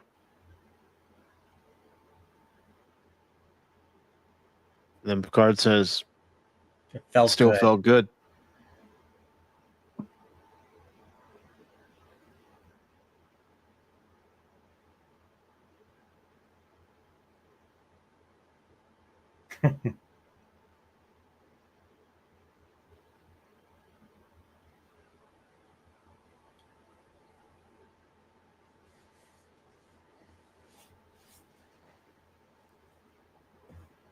Final scene.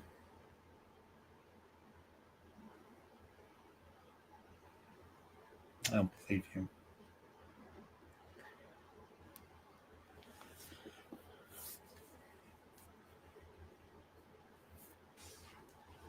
One thing I would like to find out is the filming order for this episode.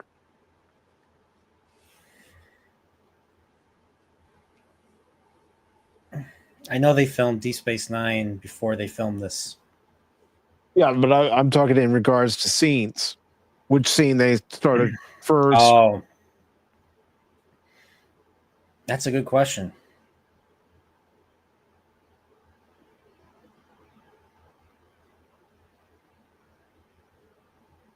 I'm going to look it up.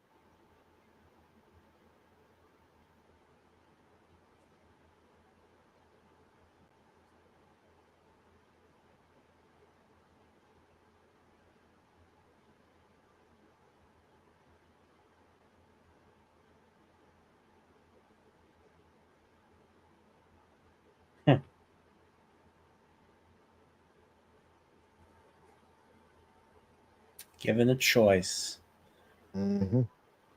choice of comfort or more torture, or more torture, what must he do?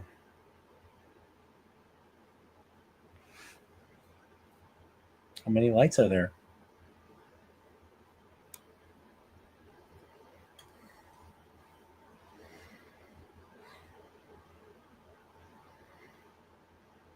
Unfortunately, I'm not coming across any information in regards to which particular scene was filmed first.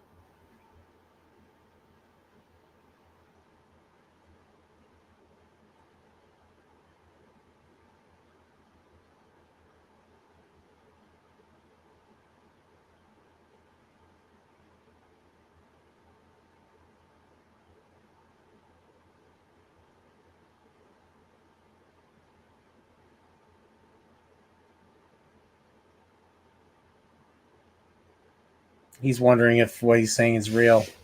Mm-hmm. Is any of this real? He's starting to have his doubts.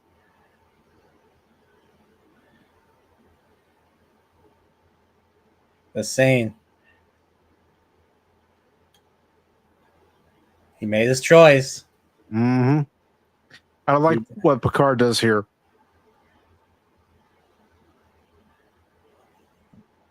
Handle myself. Yeah. I like how he's smirking right there.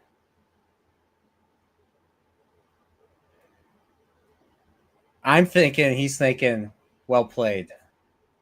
Mm-hmm. Game is yours. Checkmate. Yeah. Game, set, match. Yep.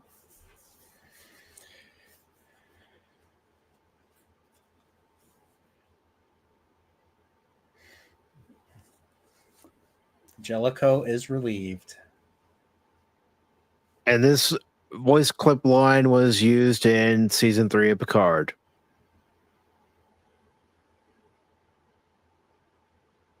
When They're on board the Enterprise / Syracuse in episode 9.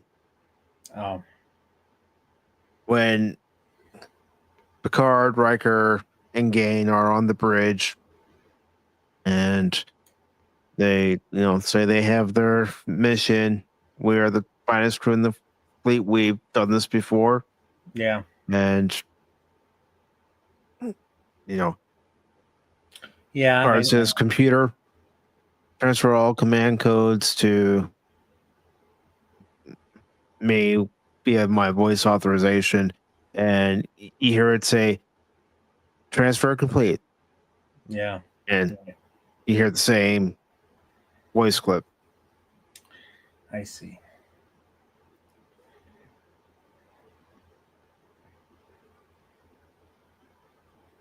Look at that. Look at the body language. Look at how he's moving.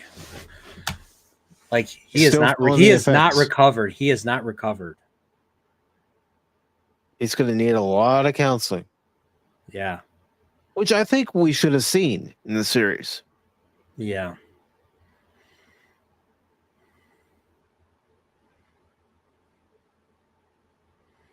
Like this is like more Pete. Like compound this with his Borg experience. Mm-hmm. Yeah. Well, Picard's a tortured soul. Yeah, I mean, season 7 was a wasted opportunity, in my opinion. So, yep, so that's Chain of Command part 2. One of the greatest episodes of Next Generation's run. An episode they wouldn't be able to duplicate these days. Yeah, I know. That's crazy. Wow. That was yeah. So I'm glad I chose this one. This was a great one to rewatch. It's definitely in my top. I don't know if it's in my top 5 or top 10. But just seeing once again, this is David Warner's best Star Trek performance. Mm-hmm. It might be my favorite performance from him. I mean, I first saw him in, believe it or not, it was Teenage Mutant Ninja Turtles 2 was the first time I've ever seen him. He plays Professor Jordan, I think was his character's name. Yeah. So for my first time I see him, he's a good guy. He was a good guy. And then I see him as a bad. You see him as a bad guy in Tron and in Time Bandits. You see him get decapitated in The Omen. I don't know if you remember, if you've seen the original Omen. He was decapitated by a sheet of glass. No, I haven't seen it. Oh, sorry. I'm sorry. His death is one of the more memorable parts of The Omen's a great movie. Omen is terrifying. His death is one of the more memorable parts of that movie. Like they had to use a lot of makeup and a lot of practical effects to make that work and all that. So, but that, yeah, like I said, definitely his best of his Star Trek roles for sure. And I see that you're still over on the Cosme side because I'm bringing up that scene from Picard where you hear the same audio voice clip lines from Majel Barrett that you hear in Chain of Command in episode 9 of Picard in season 3 of that show. So I'll bring it up to that point.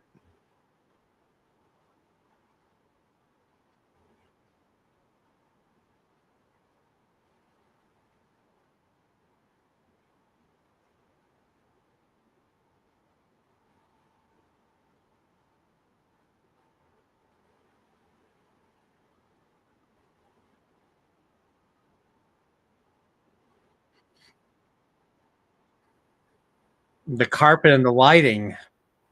Mm-hmm. Here it is.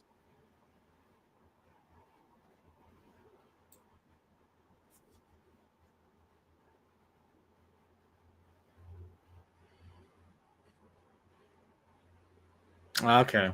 Yeah. Yeah. Enterprise D.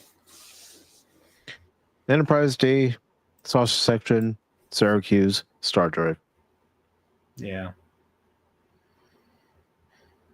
But yeah, this is a great episode to relive and discuss with you and get your thoughts. The ending was really chilling because it just shows that Picard, Patrick Stewart, Picard is still a human character, and humans, humans have weaknesses, and everybody eventually, can break from that type of torment. So, Mm-hmm. and just seeing, just like I said, the body language, just looking at the body language just shows that he's not, I mean, he's still in the process of recovering and all that. Um, and just the idea that he was, had Jellicoe not done what he done, and had the Cardassian, not come in time, he would have said, yes, I'll take that. I'll take that life of comfort. There are Yeah. five. There are five lights, and yeah, exactly. Just to avoid going through that torture again. And Yep. It was such a compelling, like the whole, and David Warner himself has said that it was his favorite. I think it was his favorite piece of acting that he did, at least for Star Trek. I don't know if it's his favorite piece of acting altogether, but like him and Patrick Stewart were really looking forward to working together again, doing a scene together. And that's pretty much why they made a part two, is because of that, and of course for budgetary reasons. But you could make a compelling story with and spend very little money, and it'll work. So yeah, I mean, I wish I mean, but it all depends on how good the writing is, how how much thought is put into it. Nowadays, not a whole lot of thought is put into writing and world building and all that. I mean, it was great hearing, a little bit more about. We learned a little bit more about Picard, his singing, how he sings, his singing in French. We learn. I mean, we already knew about his family, but we get a nice little recap. We get a nice little recap of who his family is, where he's from. And how he feels about certain things. And then we learn a lot about the Cardassians. Like you said, it's, setting up Deep Space 9. mm-hmm. And just like, just like them, just this back and forth. Like it was it was brilliantly done. And it didn't have to be violent at all. I mean, it was violent, but it didn't have to kill the bad guy in order to beat him. But how different aspects of the story were interwoven into a series that hadn't even premiered yet. Yeah, exactly. So, and then Deep Space Nine comes out. Deep Space Nine might be the best written show of all time. Star Trek show of all time. I don't know. And it's all that's history the thing from about there. yeah, and that's the thing about Deep Space Nine. I know it's up to individual opinion, but I think Deep Space Nine really starts finding its footing as the second season goes along. Yeah, especially when you start with the Bajoran stuff. The three-parter was it Mm-hmm. Homecoming, the one with Lee The Nollis. Circle was the first. Homecoming. I forgot what the third one's called. But it's the first time there's a three-parter in the Star Mm-hmm. Trek series. There was no three-parters in TNG. DS9 was the one that had all the three-parters and six-parters. The finale was 10 parts, so, well, 8 parts plus a finale, I guess you could say. 9 parts, I don't remember. Um, but yeah, and then you get episodes. I mean, the first season had, I think I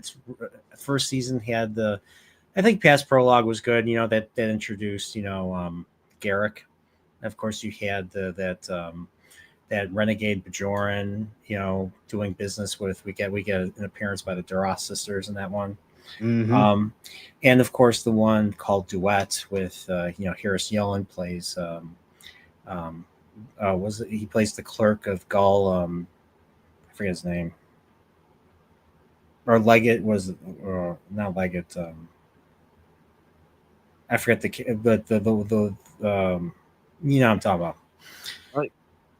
I know. I'm trying to think of it too. I mean, again, 735 episodes. You can't always have it off the top of your head because even I have to look it up. He plays Maritza, but it's actually he plays Maritza, Eamon Maritza. And Lady Miss, thank Norporeal for picking this wonderful two-parter. Goldar Heel, the Butcher of Galatep.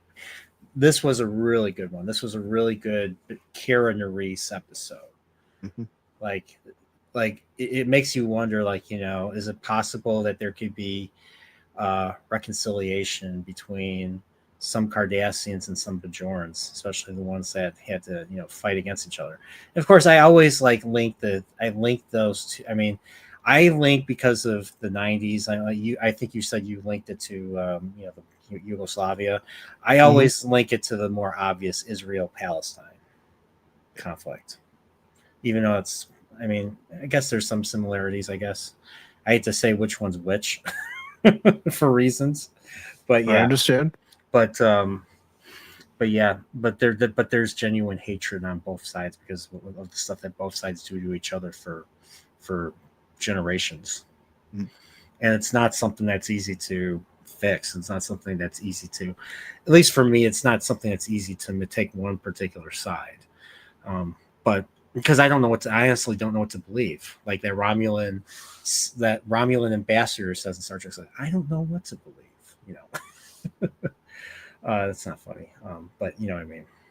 Yeah. But I mean, this episode, and then, I mean, if you want to go really progressive, there was that episode about separation of church and state. In this case, the church was the Bajoran church. Mm-hmm. I forget what do they call the Bajoran faith in DS9. They just call it the Bajoran faith. They don't like the Bajoran Catholic Church or something like that. I mean, they have their own Pope, the Kai, and all the Vedics are cardinals. Yeah, I was gonna say, yeah, you had the Kai, you had the Vedic, but prelates, and I forget what there's. I'm sure there's other ranks, other clerical ranks that I'm not thinking of right now. I can't remember any specific name given to the Bajoran religion other than, you know, the prophets being the center of it. Yeah, and like just like this episode like brings up, you know, the Bajoran thing, and this didn't set up the Bajoran thing. The Bajoran thing was set up, and I think at the Ensign Rowe episode in season 5. That's how we meet Ensign Rowe. We learn about the Bajorans and their conflict with Cardassians as a follow up to, you know, the Wounded. And I think the Wounded was, you know, the Wounded set up the whole idea that the Cardassians are a threat, but they're not they're a smarter threat. They're like they act insidiously and they manipulate. They try to manipulate. Like, they're almost like the Romulans, except the Romulans are a little bit more isolationist, I guess you could say. So you don't see them. They're more they're more cold. They're more calculating. Yeah. They're like their intentions are less known. I forget what that I can't think of the phrase, but to describe. But yeah, and the card. I mean, you got the Cardassians and the Wounded. You know, there's allegations of them smuggling weapons. So you have, you know, Captain Maxwell destroying ships, and they have to stop Captain Maxwell or they're going to go to war. He's like, you got to see what they're smuggling. And I liked how like it ends with, you know, O'Brien talks to him. You find out O'Brien, he has a history with fighting Cardassians. There was a Cardassian war or something. I don't know much about that. I guess it took place a decade before TNG started, I'm thinking.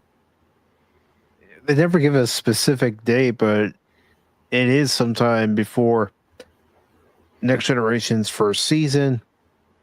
But one thing I wanted to bring up, because you mentioned relationships between the Cardassians and the Bajorans, is if you recall, in the final 10 episodes of Deep Space Nine, Kira is assigned to help Damar with his underground movement. Yes. And Damar says, "Since when did you join Starfleet?" "I'm wearing the Starfleet uniform because if I showed up in a Majoran uniform, you guys wouldn't respect me. But because I'm wearing a Starfleet uniform, you'll respect me." I forgot about that. I actually forgot about that part. I mean, I didn't say it line for line like Kira says in the episode, but she basically tells him, "You wouldn't respect me if I came here representing Bajor, but representing Starfleet, you'll respect me." Yeah, that was a great moment right there. That was a great. I liked how that all played out with Damar, and then of course poor Wayoon. Oh, poor Wayoon. That was his last clone. That was, yeah. I was hoping you would say it. Thank you, Garrick. Thank you, Garrick, for. Garrick was us, the audience. Yes. I was hoping you would say that, because every time they kill Wayoon, like there was one episode where Worf, I think it was in that 10 episode finale, when they're being held by the brain. I think Wayoon shows up, and I think Worf just snaps his neck, and then he shows up again in the next episode. Oh, I'm Wayoon number 10 or 11 or something. So, I mean, you can't get rid of Jeffrey Combs that easily. No, even Odo had an encounter with a Wayoon clone where they were in that asteroid field and trying to avoid detection. Yeah. Yeah, they just wanted to bring him back because I think that he originally appeared in season 4. It was the episode with where the they team up with the Jem'Hadar, with a particular group of Jem'Hadar to fight renegade Jem'Hadar that took control of like an Iconian gateway or something, if I remember correctly. Yeah. And then the Jem'Hadar first executes Wayoon. Yeah, he just shoots him. Yeah, just shoots him. Like, what was that for? Oh, he questioned our loyalty. Yeah, and it's easy to understand if there had been a 5th season of Enterprise, why they would have added Jeffrey Combs to the cast. Oh yeah, add Jeffrey Combs to the cast, and I think they would have been building up further into the Romulan War. I don't know if the Romulan War would have erupted at the end of season 5, or if had they done a typical 7-season series. I think the Romulan War would have been either season 6 or season 7. And I think they would. I mean, I don't know if they would have done a time skip to the Federation, or I don't know. I don't know what they were thinking. Did they think they were going to do 10 seasons? Because I know the first season is in 2151. And I know the final episode, that one that everybody hates, was they jumped to like 21. Was it 2161 if I remember correctly, when the Federation was? Yeah, they jumped 10 years from the first season, and supposedly, if there had been a 5th season of Enterprise, they would have added the secondary hull to it. The secondary hull, okay. Yeah, interesting. I'll have to. And I know they would have added more ships. I think they already introduced a second starship. Yeah, they would have introduced the Daedalus class, and oh yeah, that's right. Yeah, the Daedalus class was from the era, so like the Archon, and USS Archon was one. What was another Daedalus class ship? The one from Power Play. I think the ship that that they came from in Power Play was also a Daedalus class ship, if I remember correctly. Yeah, the Horizon, I think, was another. Yes, the Horizon was a Daedalus class. Yeah, so it's a shame we didn't actually get to see a Daedalus class ship in the original series. Oh well. No, but when I went to Star Trek The Experience, when that was open, they did have a model of a Daedalus class on display. Yeah, I missed out on that one. The first time I went to Vegas, they already closed it. They already closed it, so I couldn't go on.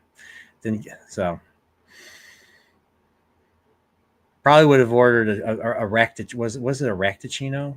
Yeah, the Klingon coffee. The Racticino at Quarks. Yeah. Or maybe go, I mean, go for some Romulan ale and have some heartburn as a result. they actually sold a 6-pack of Romulan ale at the experience.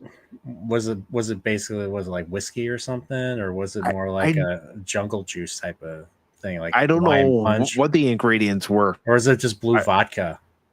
It looked like just blue vodka to me, but they also had a drink called the Warp Core Breach. Oh, the warp core breach. Mm-hmm. Okay, that would be a fun one. I have to look that one up. Yeah, it was an alcoholic drink. I don't know what all the ingredients were, but I do know that they did stick some dry ice in it. Yeah.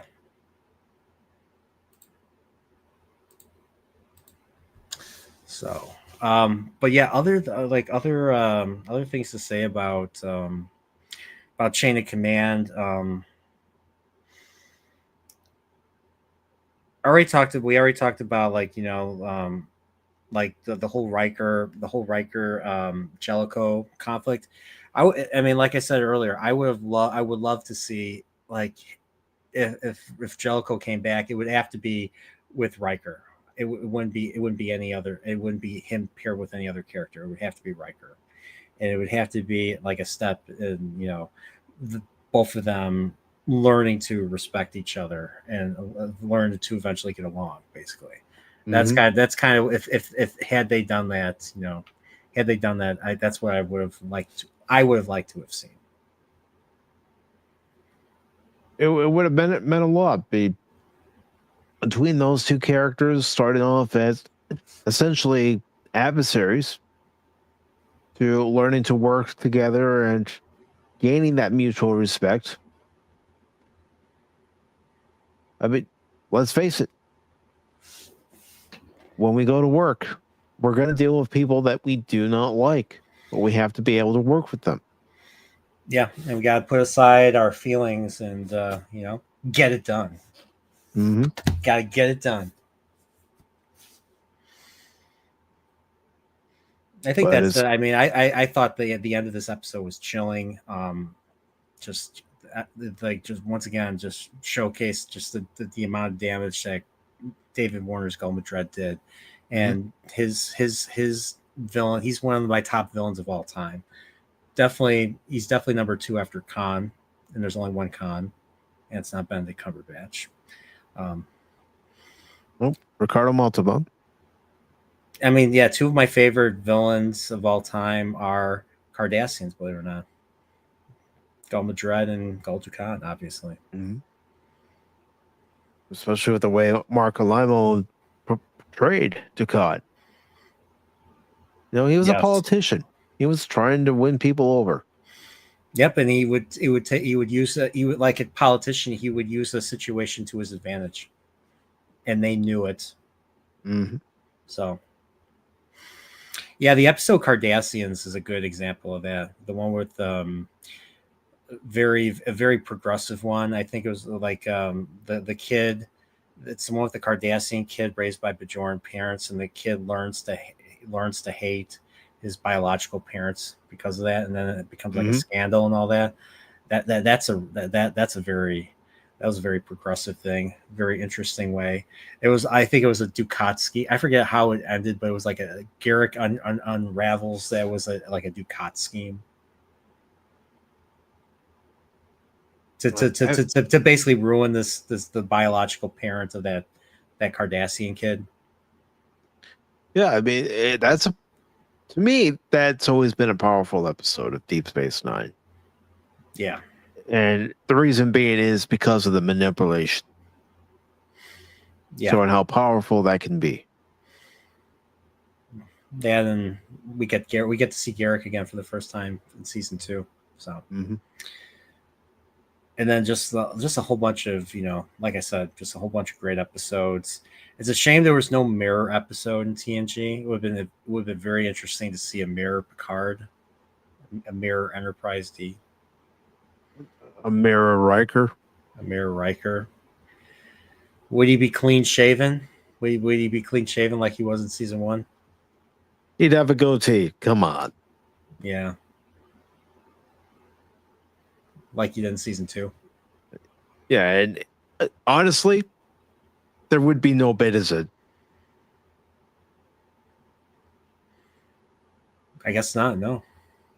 I don't see the Terran Empire keeping the Betazids around, especially when they're empathic. Well, maybe they would keep them around as like thralls or something, Maybe. and use them and just use them until they don't need them anymore. Use them for to probe their enemies. And then once they serve their purpose, they're disposed. Yep. Sounds about right. Sound like a true Terran. But yeah, I think that's come on. Who wouldn't want to live in the Terran universe? Not me. I'm kidding. I think that's all I got. All right. Great episode. Definitely in my top 5 or top 10. Definitely never gets old, no matter how many times I've watched it. It's probably the one. This is the episode I think I've went back to the most in the last few years of any Star Trek: The Next Generation episode. I think the only other episodes that I've revisited revisited as much as this is maybe like the Inner Light would be one that I've revisited as much. Unification, or the Sarek episode, Unification also, but the Sarek episode, just some great acting from Patrick. Yeah, especially after third season. Yeah, and I could say for myself, some of the episodes I still go back to and revisit. Well, one of them being Redemption. And you know me and the Klingons, so anything that adds more to the Klingon lore, I'm all for it. But also, Sins of the Father. All right, Mike. All right, Mike. I'm going to do this to you right now. I'm a disgrace to the Nerporial. He turned his back on me like a true Klingon would. All right. This commendation is over. I forgive you. All right. But sorry about that. But also, Measure of a Man. That's an episode I'll go back to. Oh yeah, that's a great one. And of course, the one episode that got me hooked on Next Generation, going, okay, this show is very good, was Yesterday's Enterprise. I can watch that no matter what. There's one thing to remember. That's that there's a ship called the Enterprise. Let's make sure history never forgets the name Enterprise. Yeah. The ship was always Star Trek. The ship was always the main character of the show. I mean, you have the actors that are inside the ship, but you watch or the space station, but it wasn't until New Trek where they started focusing on particular characters. But every Star Trek show was, the Voyager, the Enterprise D, Deep Space Nine, the Voyager, or the NXS Enterprise. Those were the main characters. That's what you saw in the intros. Well, actually, no, Enterprise is a weird exception. But with Enterprise showing different moments in history, real history, and also Star Trek history. I liked their mirror universe opening. They're in a mirror darkly opening. That was a good one. I liked how it opened up with a scene from First Contact, and then they added a shot of a hand taking out the phaser, or Zephyr Cochrane taking out the phaser and shooting the Vulcan. Yeah, and they had to get special permission to reuse Jerry Goldsmith's score for First Contact in that episode. Yep. Jerry Goldsmith's kind of expensive.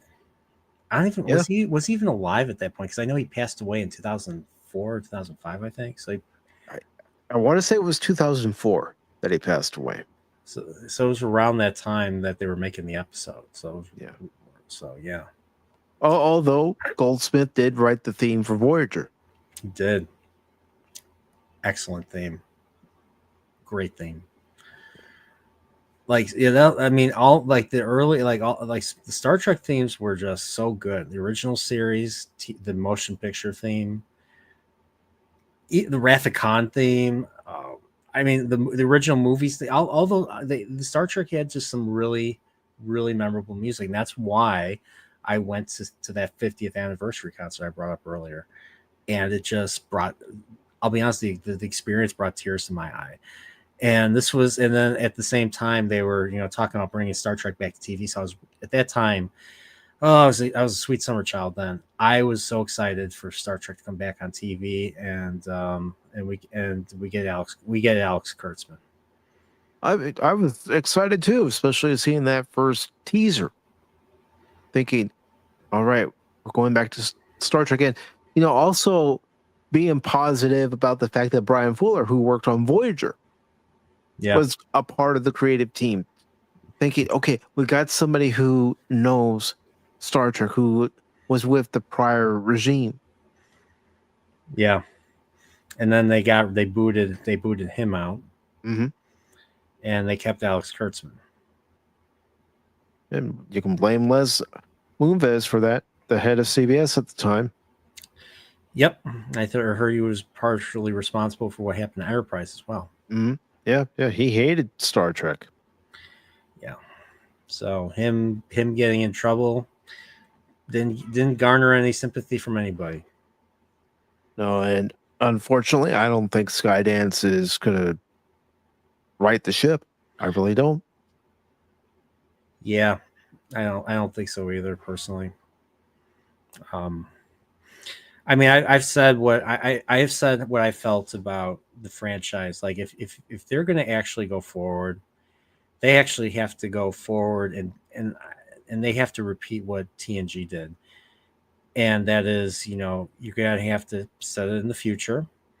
You're going to have to basically wipe away Discovery and all those other shows. 31st century or 32nd century there was no, what the hell was that thing that they brought up in season 3 of Discovery? I didn't even watch that. Whatever. It doesn't matter. It doesn't matter. There was something that they said happened which prevented warp drive travel, and yeah, and so like there's the Federation's gone or something, which is bullcrap. I don't think so. I would say they should go to the 26th century. A couple centuries, maybe retcon the 28th century. Maybe retcon the whole time ship 28th century thing, but go to the 26th century, far removed from TNG, DS9, Voyager, original series, and just start fresh. Maybe retain some of the aliens. Come up with new aliens. Maybe instead of being closer to Earth, maybe further out into the Beta Quadrant, or in the far reaches of the Alpha Quadrant. Far enough away that you can't just go back to Earth. That if you wanted to go back to Earth on a whim. Like if you wanted to go back to Earth, that would be a half a season. It would take a half a season to get back to Earth, and there would be things to do along the way or something. It wouldn't be like Voyager where it's the entire show is about getting back to Earth, but it would be like, and of course the ships would be much faster at this point too. So, probably use some of that Borg transwarp technology. I don't know. But obviously far in the future, new aliens, new characters, and the characters have to be written better and they have to be relatable. And they have to be somewhat. The Star Trek characters have to be likable, or they have to become likable. You could start them off as, a little bit insufferable, but they get better over time. Yes. And one thing I would include, you don't have to show it, but at least let us know how different the Alpha and Beta quadrants are since the end of the Dominion War. Yeah, exactly. Heck, that Beta, I don't think the Beta quadrant's been used at all. All we know is that according to the encyclopedias, Memory Alpha, the Romulan and Klingon empires are there. which I doubt, but it's they say they're there. And of course, I think Sulu in Star Trek 6 was in the Beta Quadrant, or was Yes, he exploring was. the if they even used if they were even using the quadrant thing that they set up in the Price episode, TNG. So I remember like the one thing is that they really changed like the whole idea of quadrants from the original series. Original series was, you know, the galaxy was a much smaller place in the original series. Like you could go to the edge of the galaxy, you could go to the Great Barrier in like a single episode. So, oh well. That's that's one of those issues I'm more forgiving about, because they wanted to. I get what they were doing in TNG. They wanted to make it bigger. Yeah. They want to show that there's more to this universe than what you saw in the original series. For the original series, yes, they did start world building, but because of the time, they didn't want to make it too big, because then audiences wouldn't be interested in the story if Exactly. the world is too big. Yeah. So you gotta. I mean, you have to do. You know, you gotta do it on an episode by episode basis, and introduce a few aliens and tell your story, and that's it. Beginning, middle, and end. Resolve it. Go to the next one. I would say do it. I would say do a combination of TNG and DS9. Have or do the Babylon 5 way. Have individual episodes, you know, their own stories, but yet as part of the B plot or maybe even C plot, you kind of build the overall arc, or you lead into like each like the major arc of the show, and the build up of each season, going forward into that arc. So like obviously season 3 was building up to the shadow um, um, the shadow confrontation at the very end. And of course, you get to see what's that actor's name?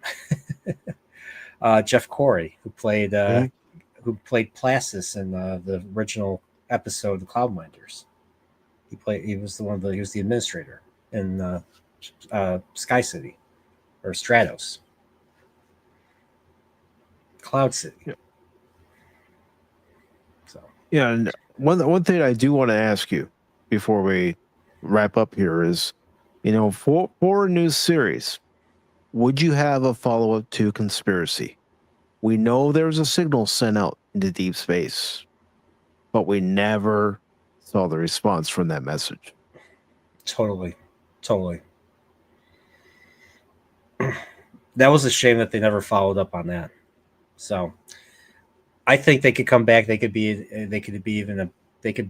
possibly a bigger threat than maybe even the Dominion. Mm-hmm. Maybe they have ships.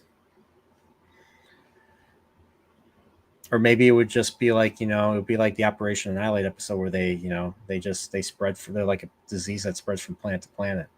And maybe they would cover a season. I don't know if they'd be the ultimate villains, but they would be, or maybe they would be a villain that works for an even bigger villain, an even bigger threat, possibly. That could work. So, I don't know. And Anonymous, I do want to acknowledge what you just put in there. I saw Back to the Future in the theaters the first time in 40 years. Last time was when I was 7 years old, and it brought me back to those same feelings I had as a 7-year-old, and as to why I still love the movie to this day. Oh, that sounds heavy, Mike. Well, there's that word again, heavy. What is there? Gravitational problem with the Earth's gravity? Okay, I know I messed that up. I know. Well, it's the density of this stream that has brought me here tonight.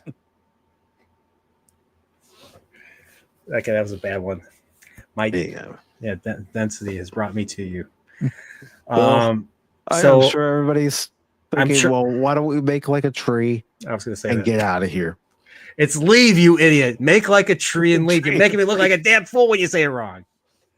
Yeah. Where's that almanac? I need to place a few bets. I need to if they made another Back to the Future, and hopefully they never will, but if they needed another version of the almanac, it would have to be like the ultimate Wall Street Journal almanac, where it has every stock ever made, and what position, where it goes in every position.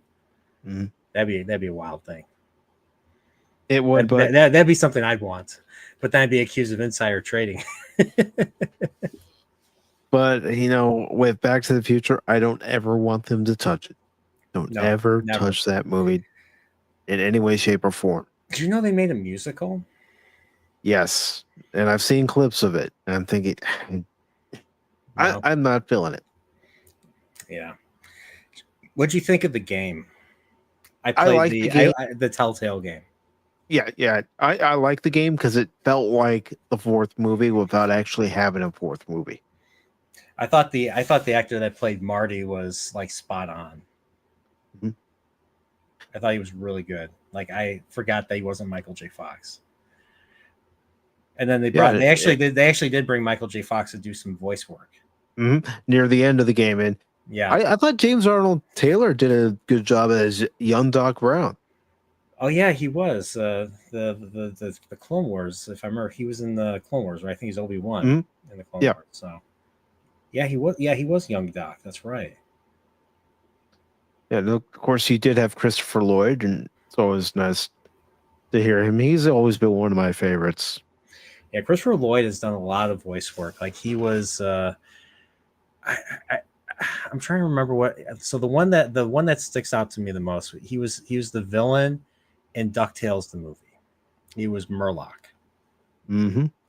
I don't know if I can't remember what else he's done, but he plays good villains. He was a villain in Dennis the Menace. He was the villain in, he was Judge Doom and Who Framed Roger Rabbit. That's another movie I got to rewatch. Yeah. Well, that's definitely a movie I do have on the Pop Talk Watch Party list for next year. Nice. I'm trying to think what else. Obviously, he was in Suburban Krug. Commando. He was Krug. Yeah. Krug. Commander Krug. Yeah, Krug. I have had enough of you. Yeah. But I know in Suburban Commando he wasn't the villain, he was the dad, but he was the reason I went and saw that movie. Is that the one with Hulk Hogan? Yes, where Christopher Lloyd says, "I was frozen today." Yeah, I remember. I don't think I saw the movie, but I remember that. I remember that trailer. Or I remember the trailer. Yeah. Yeah, he's been working consistently since then. But he was in like almost everything in like in the 90s. Was Back to the Future what really brought him into like on the map, and he's just started getting more and more roles? Because before that, and Star Trek 3 also, Nimoy hired him, but before Star Trek 3, he was just known for playing Reverend Ignatowski in Taxi. Yeah, I think that role in particular brought attention to Christopher Lloyd, but it had to have been Doc Brown that really made people look at him and go, he's more than just Reverend Jim. Yeah. This guy can act. Mm-hmm. He played. What do you think of his Uncle Fester in Addams Family? I liked it. I thought it was very good for the time. Yeah, I agree. I'm trying to remember what he was in Angels in the Outfield. Yeah, he was Al, the main angel. Yeah. Did they ever re-release that one? Did they ever re-release that on DVD or something? I don't know. I don't know. I remember seeing it when it was out in theaters because I was in Chicago at the time when it was out. Because friends of mine who were originally from Chicago, they were our neighbors. They were spending a few weeks in Chicago, and they called my mom and dad and said, "What would you think about Michael flying here to Chicago to be with us, and we take him to a Cubs game?" and my parents were okay with it. I was definitely okay with it, thinking, you mean I actually get to go to Wrigley Field and take in a Cub game? Yeah, sign me up. And who was connect you know who else is connected to from Star Trek to well, not Star Trek in particular, but between Trek and Back to the Future? Leah Thompson directed 2 episodes of Picard. I'm Hmm. trying to find out which ones they are. Also, Tom Wilson. I don't know if you actually played Elite Force as it originally was, not that version that we played that night Yeah, it's on been a few stream, years. Yeah, but no, I haven't in played that. in Star Trek Voyager Elite Force, Tom Wilson voiced a character in that. Interesting. Has he done other voice, like has he done is he mainly has he done other voice acting work? I'm going to look up his IMDb and I'll bring it on screen. So give me a second. But yeah, Leah Thompson directed season. So the reason why I didn't watch those episodes because season 2 is trash of Picard. Well, New Trek is trash in general, but she directed episode 3 and 4 of season 2. See, Back to the Future. Thomas F. Wilson. Where is he?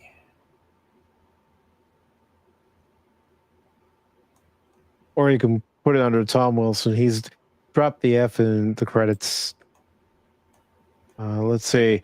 He's done voices on the Patrick Star show. He's been a part of 61 episodes. SpongeBob SquarePants. He's recorded 19 episodes. Spidey and His Amazing Friends, 9 episodes. And he's also provided his voice for the SpongeBob SquarePants Presents the Title Zone. I thought he wasn't in the Back to the Future game. I thought he's credited for being in the Back to the Future game. Originally, he wasn't in the Back to the Future game. Then later on, they released a special edition where he did record. Yeah, that was one thing that baffled me. Like, why did you not include him? I'm assuming he's not too expensive, and I'm sure he's Biff. He is Biff. I wouldn't think so, but maybe at the time they were recording the lines, he wasn't available. Possibly. Let's see. I'm looking for other voice roles. He was in the Old Republic. Mm-hmm. Wing Commander, Major Todd Marshall. Wing Commander 3, 4, and Prophecy. He was in 2 episodes of Batman the Brave and the Bold. As far as his voice. Also, the Spectacular Spider-Man. And as far as any live action, Larry the Cable Guy, Health Inspector, he was in that. And he's got a list of credits here. He was on an episode of the George Lopez show. Yep.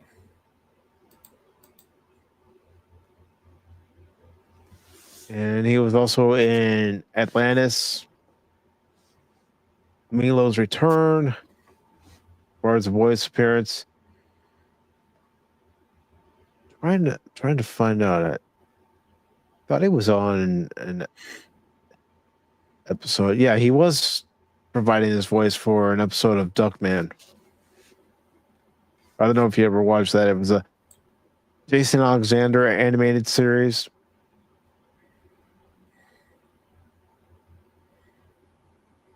And he was also in Batman the Animated Series. He also provided his voice for Biff in Back to the Future the Animated Series. I remember that show. Mm-hmm. It's one that they had, the one where they had Christopher Lloyd doing the, he would do like science experiments. Mm-hmm. And they would also have segments with Bill Nye, the Science Guy, too. Yeah. Bill Nye.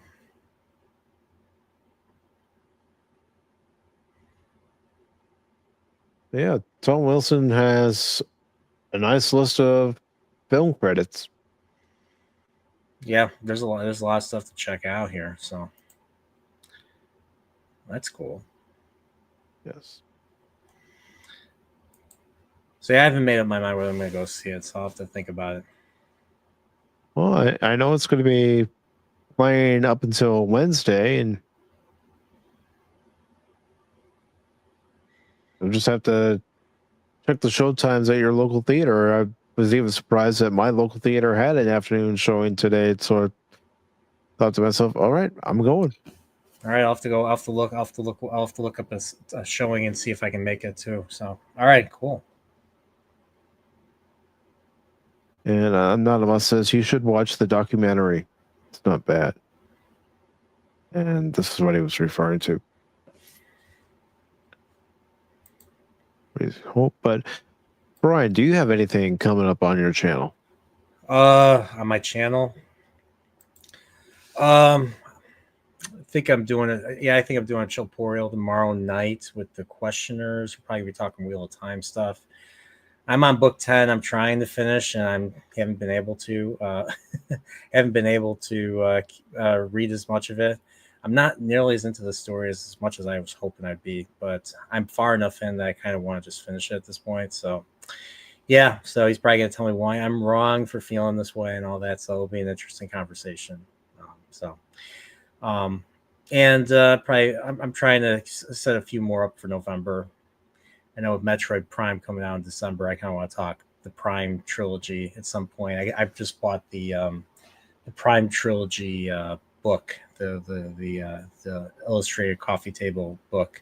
It's called the retrospective for 1 through 3 and all that. So yeah, so I can't wait to talk about that. Very nice. Yeah, I still have to finish Metroid Prime Remastered. I haven't finished it either. I haven't played. The only game I've been playing lately is Hollow Knight, the original Hollow Knight. I was probably gonna put it on once we're done. So, yeah, I just haven't. The idea of consuming stuff has not been. I have not been watching nearly as much stuff as I had before. So it's just maybe it's because of how entertainment's been, and I have to look backwards to find if I really want to find something that's good and decent and worth my time watching. So that's just me right now. That's where I'm at. No, it's completely understandable. I mean, with the new movie releases that are coming out these days, there's really nothing out there that is drawing my interest. And the only thing that recently was for today, and that was Back to the Future. I have to go to a movie I've seen multiple times to get good entertainment. It shouldn't be that way. Yeah, and games like movies are getting re-releases and they never live up to it, or not re-releases, remakes. So re-releases do better, and video game remasters do better than brand new games. Like Mm-hmm. Oblivion remastered has done better than a lot of new games. So, and younger people are discovering discovering these older games for the first time, or these older movies for the first time. So yeah, I mean, I'm curious what the future is going to be. I don't know. Like I forget in Star Trek, isn't like 2040 is when entertainment goes like completely in the dumps and people are no longer interested in like movies and stuff. Yeah, it was around the 2040s where people lost interest in baseball and other recreational sports. And I have a feeling I think that's gonna come true at this rate. yeah, I could see it coming true. They're already talking about adding 2 more teams to make it 32 teams, but you look around the league and there are some stadiums that are completely empty. Yeah. But Brian, I want to thank you very much for taking time out of your Saturday night to join me and talk about this wonderful episode, Chain of Command, and just talk about good Star Trek. And that's one of my motivations with The Adventure Continues is to showcase different episodes that prove Star Trek is still good. And it can still be good if you get the right people involved. Yeah, right people, the right ideas, the right, just the right attitude. I mean, maybe working in a toxic atmosphere like the older shows is what's really needed, and not just like it's not just like, oh, it's a writer's room that's like, like a daycare for adults, which is how a lot of millennials and younger writers seem to be. It seems like writer's room now is a daycare. I mean, they had a chance to have a good writer on Discovery. You remember? They I forget did what it, was and what and was they, his name, and he said the N word, and he was black, and he got fired. Or he got reprimanded for it, and he quit because of that. yeah, because he was trying to give them a perspective from his own experience, and they didn't like that. So if they don't like that, then I can't see them writing good stories. No, So because there's no world, there's no lived in experience, there's no world experience from these people. I mean, original series, you had people that went to war. hmm Roddenberry was a pilot. Gene Kuhn was a Marine. Um, all those guys that were like James Doohan's a war hero. He fought on D-Day, lost a finger. hmm So they fought in World War II. They fought in Korea. yeah. So and I mean, as much as people give boomers a lot of crap, a lot of boomers, were fans of the original series, and we still got some decent writing in TNG and Deep Space Nine and Voyager from boomers. I hate to blame my generation, the millennials, but I blame the millennials for a lot of bad writing. Like they haven't been taught how to write, or they're not hiring the right people to write. So that's just me. So yeah, that's where I'm at. So No worries, man. Like Scotty said, you have to use the right tool for the right job. Same goes exactly. for the writers. They're Yep, the tool. exactly. Well, they are too. But I want to go ahead and thank your Rom for being here tonight. Lady Mist, thank you for being here tonight. Anonymous, thank you. Of course, Brian, thank you very much. Wakazashi, thank you. Appreciate it, Greg. Good to see you. And DJ Ronnie G, let me make sure I got everybody. Because I do like to acknowledge everybody here. Let's see. Don't think I got Tim. So, Tim, thank you very much for being here, brother. Let me go ahead and find you and highlight you. Because I think it's important to highlight those who take the time when they have the time to stop by and listen to what's being said during any given stream. So, everybody, thank you very much for being here. As far as what's coming up on the channel, well, you can join us tomorrow at 1 p.m. Eastern Standard Time. That's right, we changed clocks back tonight. But at 1 p.m. Eastern Standard Time, we'll be watching the first half of the movie Gettysburg. I haven't watched it since it aired on TNT. I know it had a limited theatrical run, but this will be the first time in over 30 years that I've actually watched it again. I actually, my eighth grade teacher had me when we were on the Civil War unit, and when I was in eighth grade, he had me bring the movie. I brought the VHS. And we watched it in class. Nice, very nice. My dad was a huge fan of that movie. He used to watch it like every week for a few years. So that movie's the reason why I know who Colonel Joshua Chamberlain is. Jeff Well, Daniels. that's the thing. Jeff Daniels was brilliant in it. Martin Sheen was brilliant in it. Robert E. It Lee, was yeah. very good, yeah.